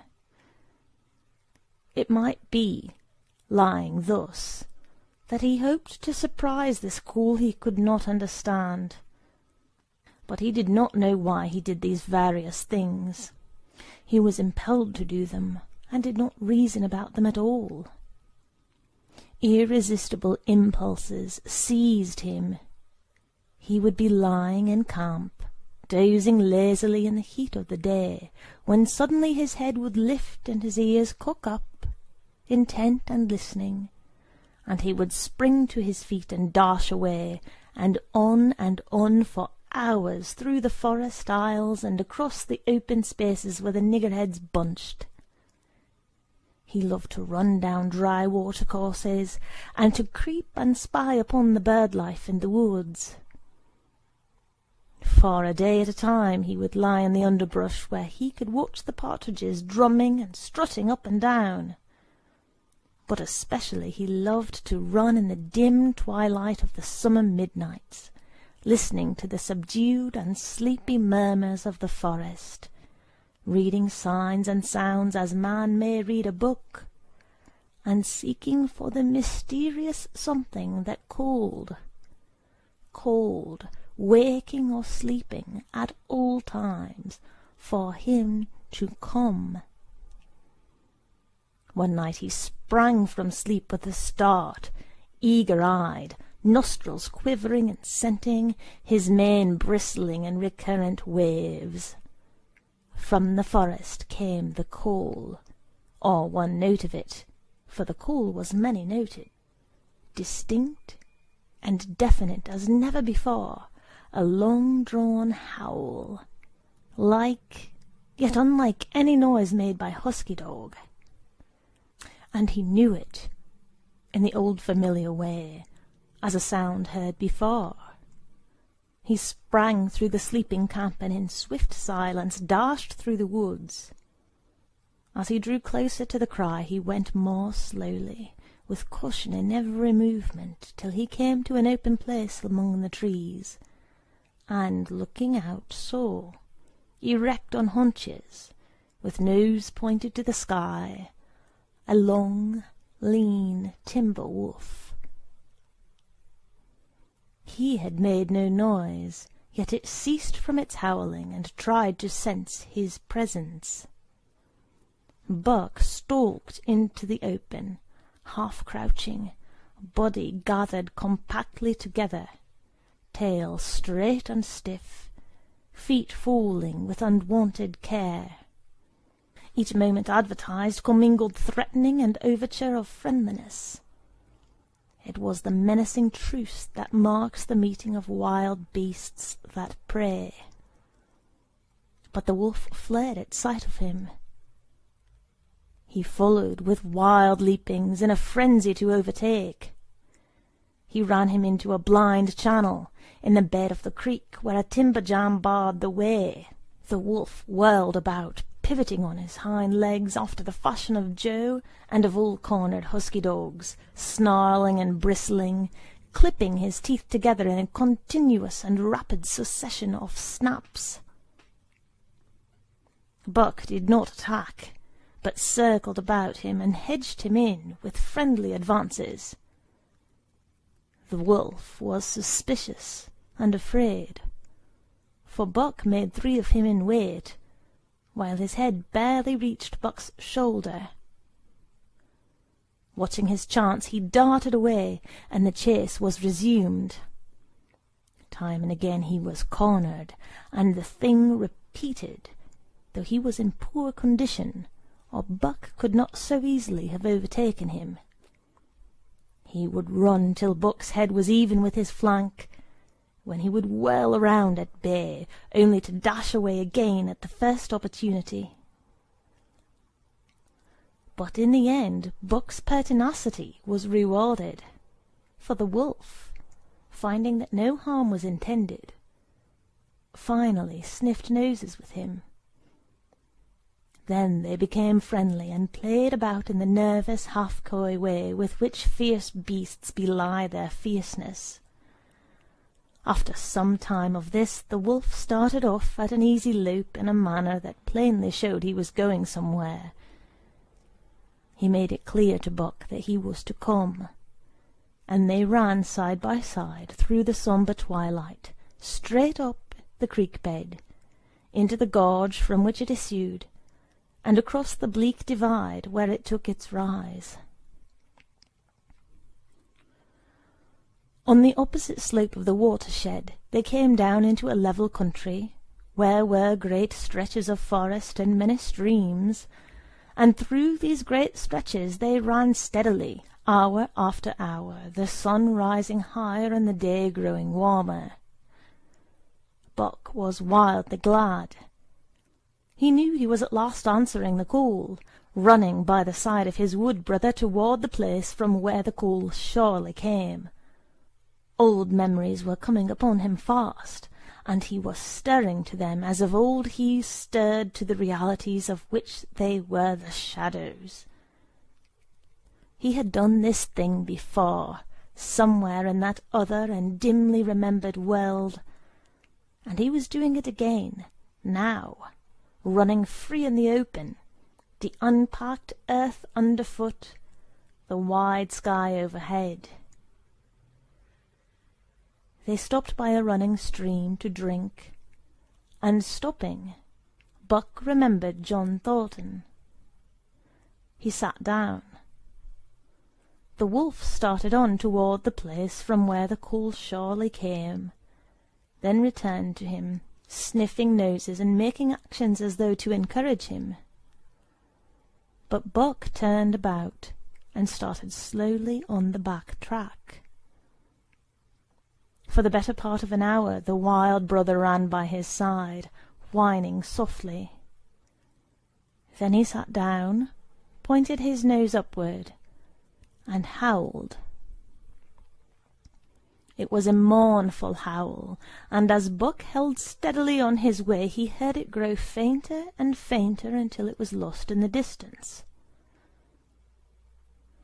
John Thornton was eating dinner when Buck dashed into camp and sprang upon him in a frenzy of affection, overturning him, scrambling upon him, licking his face, biting his hand, playing the general tomfool, as John Thornton characterized it, the while he shook Buck back and forth and cursed him lovingly. For 2 days and nights Buck never left camp, never let Thornton out of his sight. He followed him about, at his work, watched him while he ate, saw him into his blankets at night and out of them in the morning. But after 2 days the call in the forest began to sound more imperiously than ever. Buck's restlessness came back on him, and he was haunted by recollections of the wild brother, and of the smiling land beyond the divide, and the run side by side through the wide forest stretches. Once again he took to wandering in the woods, but the wild brother came no more, and though he listened through long vigils, the mournful howl was never raised. He began to sleep out at night, staying away from camp for days at a time, and once he crossed the divide at the head of the creek and went down into the land of timber and streams. There he wandered for a week, seeking vainly for fresh signs of the wild brother, killing his meat as he travelled, and travelling with the long easy lope that seems never to tire. He fished for salmon in a broad stream that emptied somewhere into the sea, and by this stream he killed a large black bear, blinded by the mosquitoes while likewise fishing, and raging through the forest, helpless and terrible. Even so, it was a hard fight, and it aroused the last latent remnants of Buck's ferocity. And 2 days later, when he returned to his kill and found a dozen wolverines quarrelling over the spoil, he scattered them like chaff, and those that fled left 2 behind who would quarrel no more. The blood-longing became stronger than ever before. He was a killer, a thing that preyed, living on the things that lived, unaided, alone by virtue of his own strength and prowess, surviving triumphantly in a hostile environment where only the strong survived. Because of all this, he became possessed of a great pride in himself which communicated itself like a contagion to his physical being. It advertised itself in all his movements, was apparent in the play of every muscle, spoke plainly as speech in the way he carried himself, and made his glorious furry coat, if anything, more glorious. But for the stray brown on his muzzle and above his eyes, and for the splash of white hair that ran midmost down his chest, he might well have been mistaken for a gigantic wolf, larger than the largest of the breed. From his St. Bernard father he had inherited size and weight, but it was his shepherd mother who had given shape to that size and weight. His muzzle was the long wolf muzzle, save that was larger than the muzzle of any wolf, and his head, somewhat broader, was the wolf head on a massive scale. His cunning was wolf cunning, and wild cunning, his intelligence shepherd intelligence, and St. Bernard intelligence, and all this, plus an experience gained in the fiercest of schools, made him as formidable a creature as any that intelligence roamed the wild. A carnivorous animal living on a straight meat diet.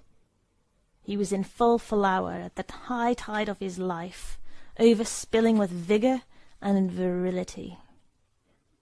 When Thornton passed a caressing hand along his back, A snapping and crackling followed the hand, each hair discharging its pent magnetism at the contact. Every part, brain and body, nerve tissue and fibre, was keyed to the most exquisite pitch, and between all the parts there was a perfect equilibrium or adjustment. To sights and sounds and events which required action, he responded with lightning-quick rapidity. Quickly as a husky dog could leap to defend from attack or to attack, he could leap twice as quickly. He saw the movement or heard sound, and responded in less time than another dog required to compass the mere seeing or hearing.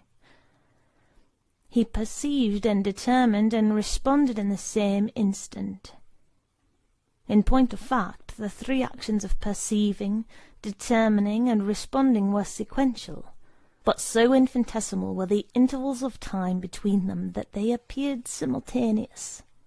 His muscles were surcharged with vitality, and snapped into place sharply, like steel springs.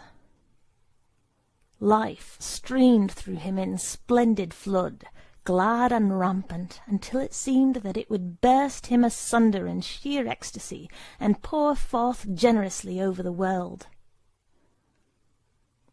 "Never was there such a dog," said John Thornton one day, as the partners watched Buck marching out of camp. "When he was made, the mould was broke," said Pete. "By jingo, I think so myself," Hans affirmed. They saw him marching out of camp, but they did not see the instant and terrible transformation which took place as soon as he was within the secrecy of the forest. He no longer marched. At once he became a thing of the wild, stealing along softly, cat-footed, a passing shadow that appeared and disappeared among the shadows. He knew how to take advantage of every cover, to crawl on his belly like a snake, and like a snake to leap and strike. He could take a ptarmigan from its nest, kill a rabbit as it slept, and snap in mid-air as the little chipmunks fleeing a second too late for the trees. Fish in open pools were not too quick for him, nor were beaver, mending their dams, too wary. He killed to eat, not from wantonness, but he preferred to eat what he killed himself. So a lurking humour ran through his deeds, and it was his delight to steal upon the squirrels, and when he all but had them, to let them go, chattering in mortal fear, to the tree-tops. As the fall of the year came on, the moose appeared in greater abundance, moving slowly down to meet the winter in the lower and less rigorous valleys.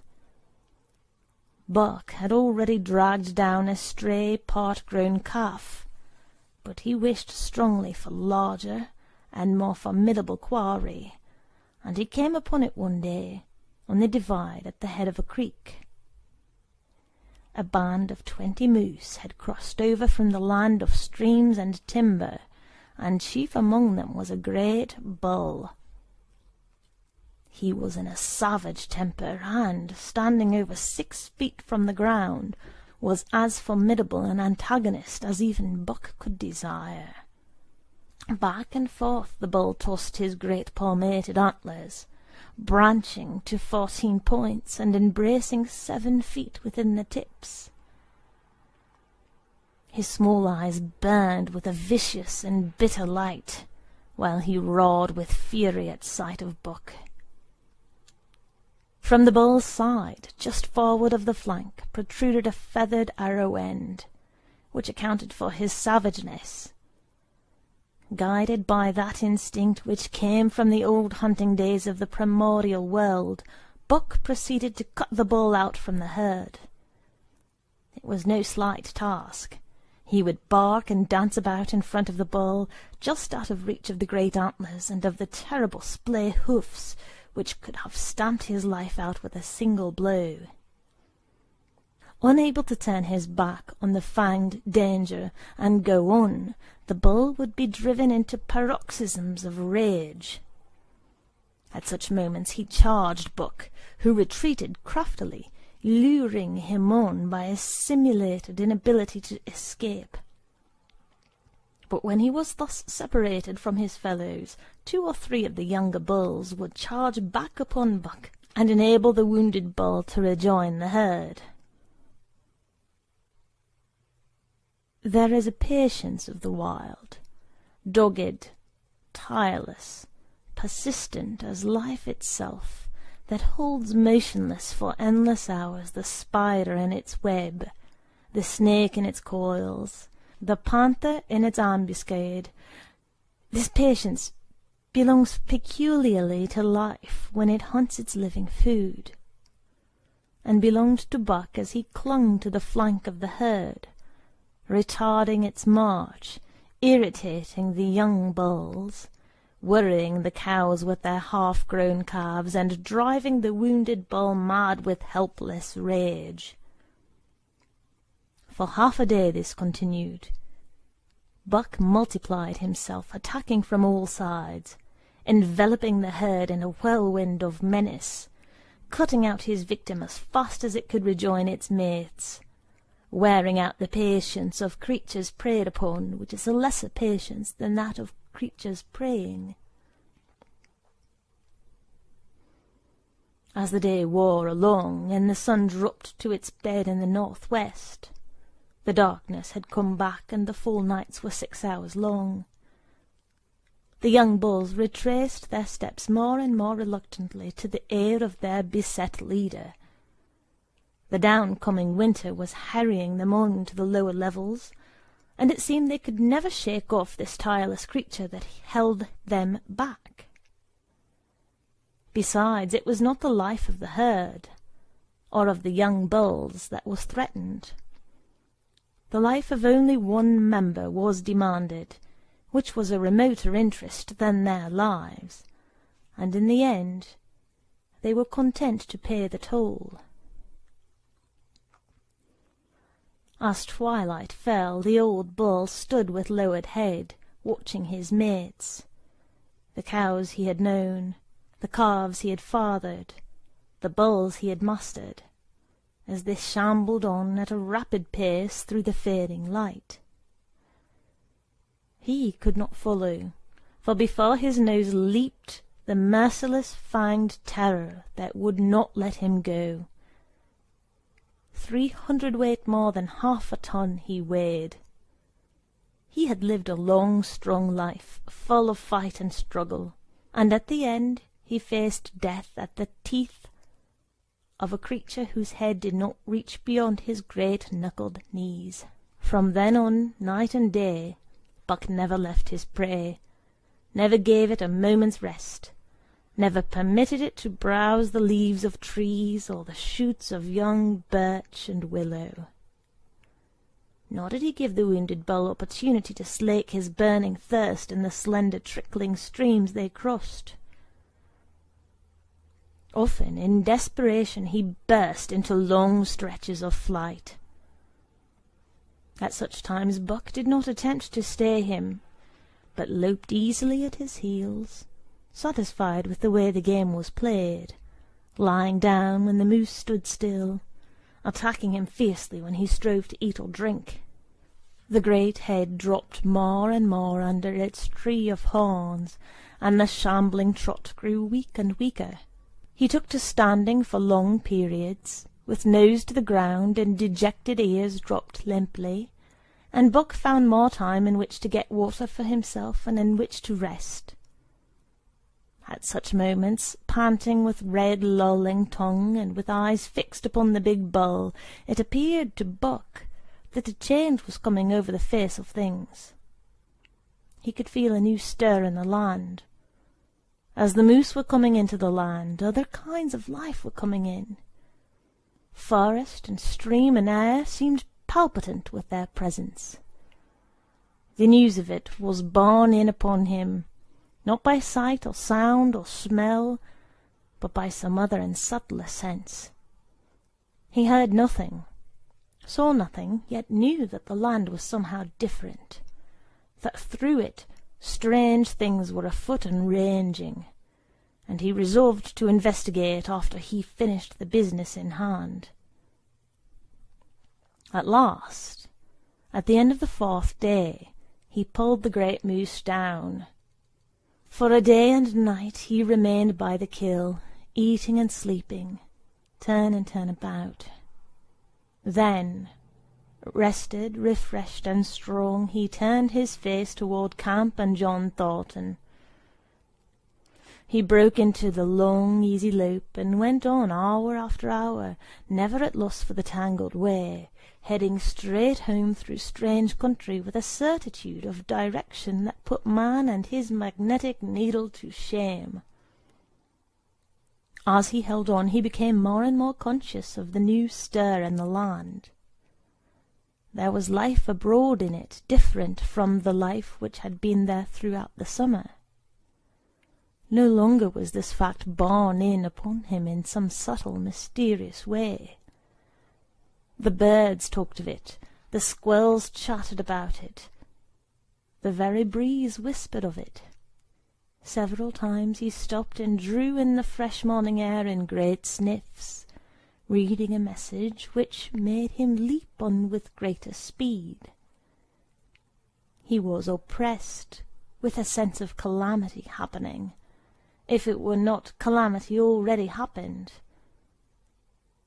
And as he crossed the last watershed and dropped down into the valley toward camp, he proceeded with greater caution.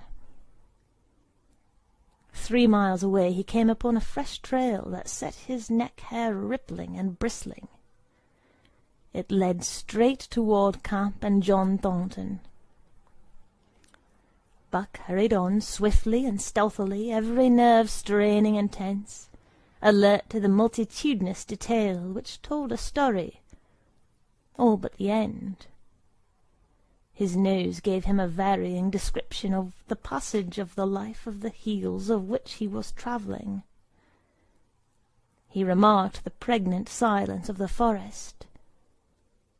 The bird life had flitted. The squirrels were in hiding. One only he saw, a sleek grey fellow flattened against a grey dead limb so that he seemed a part of it, a woody excrescence upon the wood itself. As Buck slid along with the obscureness of a gliding shadow, his nose was jerked suddenly to the side as though a positive force had gripped and pulled it. He followed the new scent into a thicket, and found Nig. He was lying on his side, dead, where he had dragged himself, an arrow protruding, head and feathers, from either side of his body. 100 yards farther on, Buck came upon one of the sled dogs Thornton had brought in Dawson. This dog was thrashing about in a death struggle directly on the trail, and Buck passed around him without stopping. From the camp came the faint sound of many voices rising and falling in a sing-song chant. Bellying forward to the edge of the clearing, he found Hans, lying on his face, feathered with arrows like a porcupine. At the same instant Buck peered out where the spruce bough lodge had been, and saw what made his hair leap straight up on his neck and shoulders. A gust of overpowering rage swept over him. He did not know that he growled, but he growled aloud with a terrible ferocity. For the last time in his life he allowed passion to usurp cunning and reason, and it was because of his great love for John Thornton that he lost his head. The Yeehats were dancing about the wreckage of the Spruce Bough Lodge when they heard a fearful roaring, and saw rushing upon them an animal the like of which they had never seen before. It was Buck, a live hurricane of fury, hurling himself upon them in a frenzy to destroy. He sprang at the foremost man, it was the chief of the Yeehats, ripping the throat wide open till the rent jugular spouted a fountain of blood. He did not pause to worry the victim, but ripped in passing, with the next bound tearing wide the throat of a second man. There was no withstanding him. He plunged about in their very midst, tearing, rending, destroying in constant and terrific motion which defied the arrows they discharged at him. In fact, so inconceivably rapid were his movements, and so closely were the Indians tangled together, that they shot one another with the arrows. And one young hunter, hurling a spear at Buck in mid-air, drove it through the chest of another hunter with such force that the point broke through the skin of the back and stood out behind. Then a panic seized the Yeehats, and they fled in terror to the woods, proclaiming as they fled the advent of the evil spirit. And truly Buck was the fiend incarnate, raging at their heels and dragging them down like deer as they raced through the streets. It was a fateful day for the Yeehats. They scattered far and wide over the country, and it was not till a week later that the last of the survivors gathered together in a lower valley and counted their losses. As for Buck, wearying of the pursuit, he returned to the desolated camp. He found Pete where he had been killed in his blankets in the first moment of surprise. Thornton's desperate struggle was fresh written on the earth, and Buck scented every detail of it down to the edge of a deep pool. By the edge, head and 4 feet in the water, lay Skeet, faithful to the last. The pool itself, muddy and discoloured from the sluice-boxes, effectually hid what it contained. And it contained John Thornton, for Buck followed his trace into the water from which no trace led away. All day Buck brooded by the pool or roamed restlessly about the camp. Death, as a cessation of movement, as a passing out and away from the lives of the living, he knew. And he knew John Thornton was dead. It left a great void in him, something akin to hunger, but a void which ached, and which food could not fill. At times, when he paused to contemplate the carcasses of the Yeehats, he forgot the pain of it, and at such times he was aware of a great pride in himself, a pride greater than any he had yet experienced. He had killed man, the noblest game of all, and he had killed in the face of the law of club and fang. He sniffed the bodies curiously.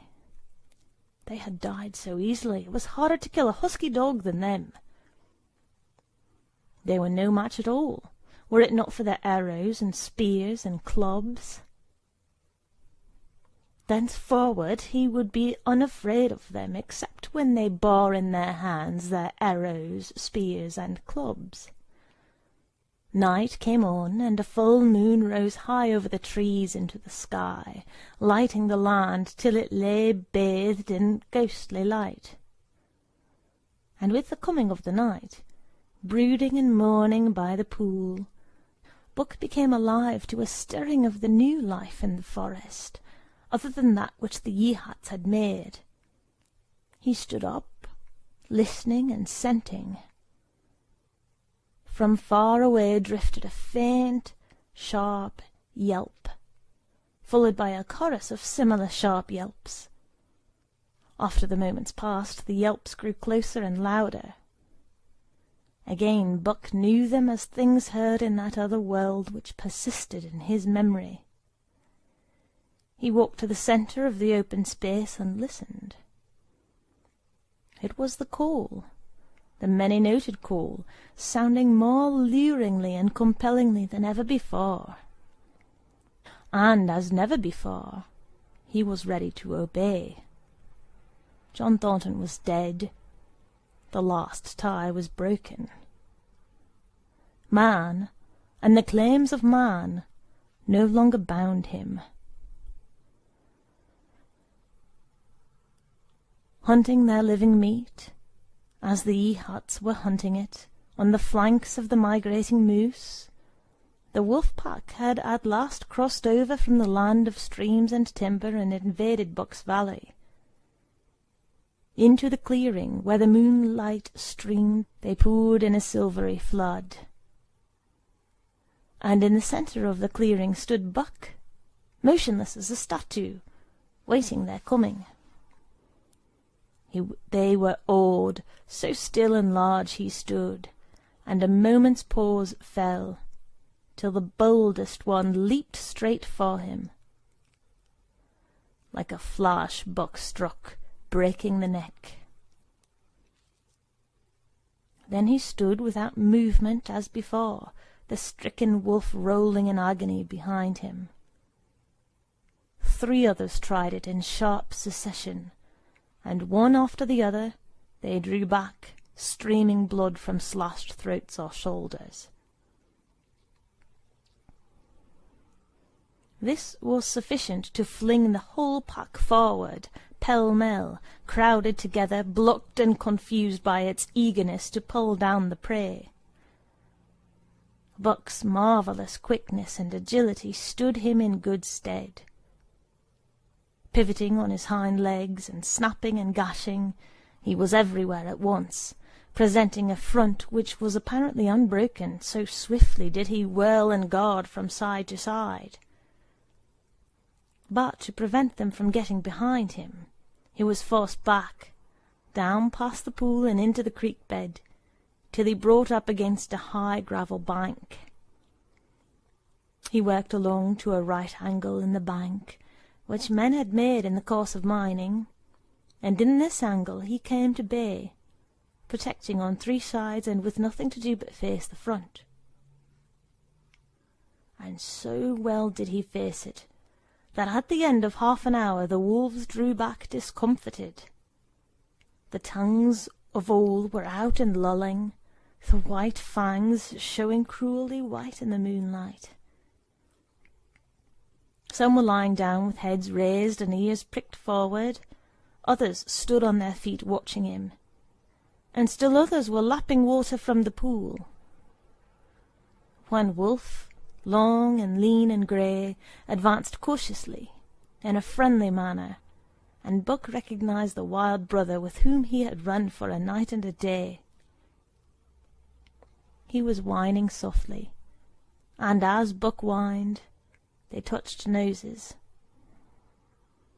Then an old wolf, gaunt and battle-scarred, came forward.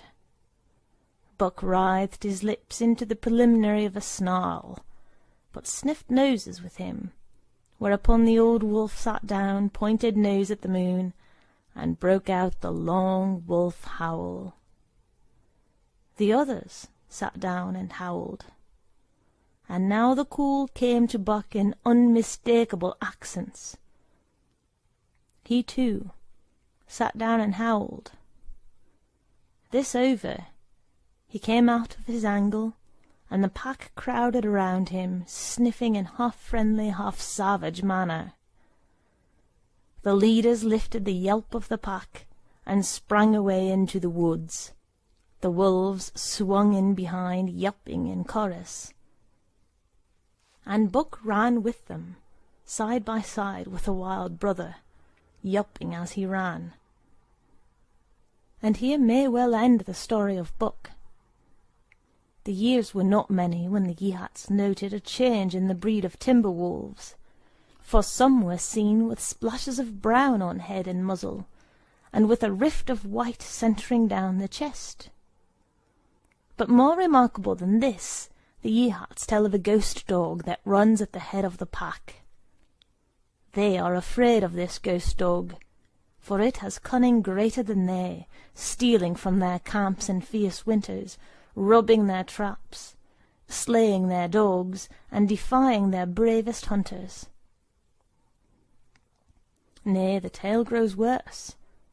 Hunters there are who fail to return to the camp, and hunters there have been whom their tribesmen found with throats slashed cruelly open, and with wolf's prints about them in the snow greater than the print of any wolf. Each fall, when the Yeehats follow the movement of the moose, there is a certain valley which they never enter. And women there are who become sad when the word goes over the fire of how the evil spirit came to select that valley for an abiding place.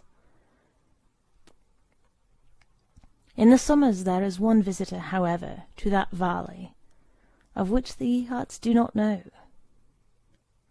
It is a great, gloriously coated wolf, like and yet unlike all the other wolves. He crosses alone from the smiling timberland and comes down into an open space among the trees. Here a yellow stream flows from rotted moose-hide sacks, and sinks into the ground with long grasses growing through it and vegetable mould overrunning it and hiding its yellow from the sun. And here he muses for a time, howling once, long and mournfully, ere he departs. But he is not always alone. When the long winter nights come on, and the wolves follow their meat into the lower valleys, he may be seen running at the head of the pack through the pale moonlight or glimmering borealis, leaping gigantic above his fellows, his great throat a-bellow, as he sings a song of the younger world, which is the song of the pack. End of chapter 7.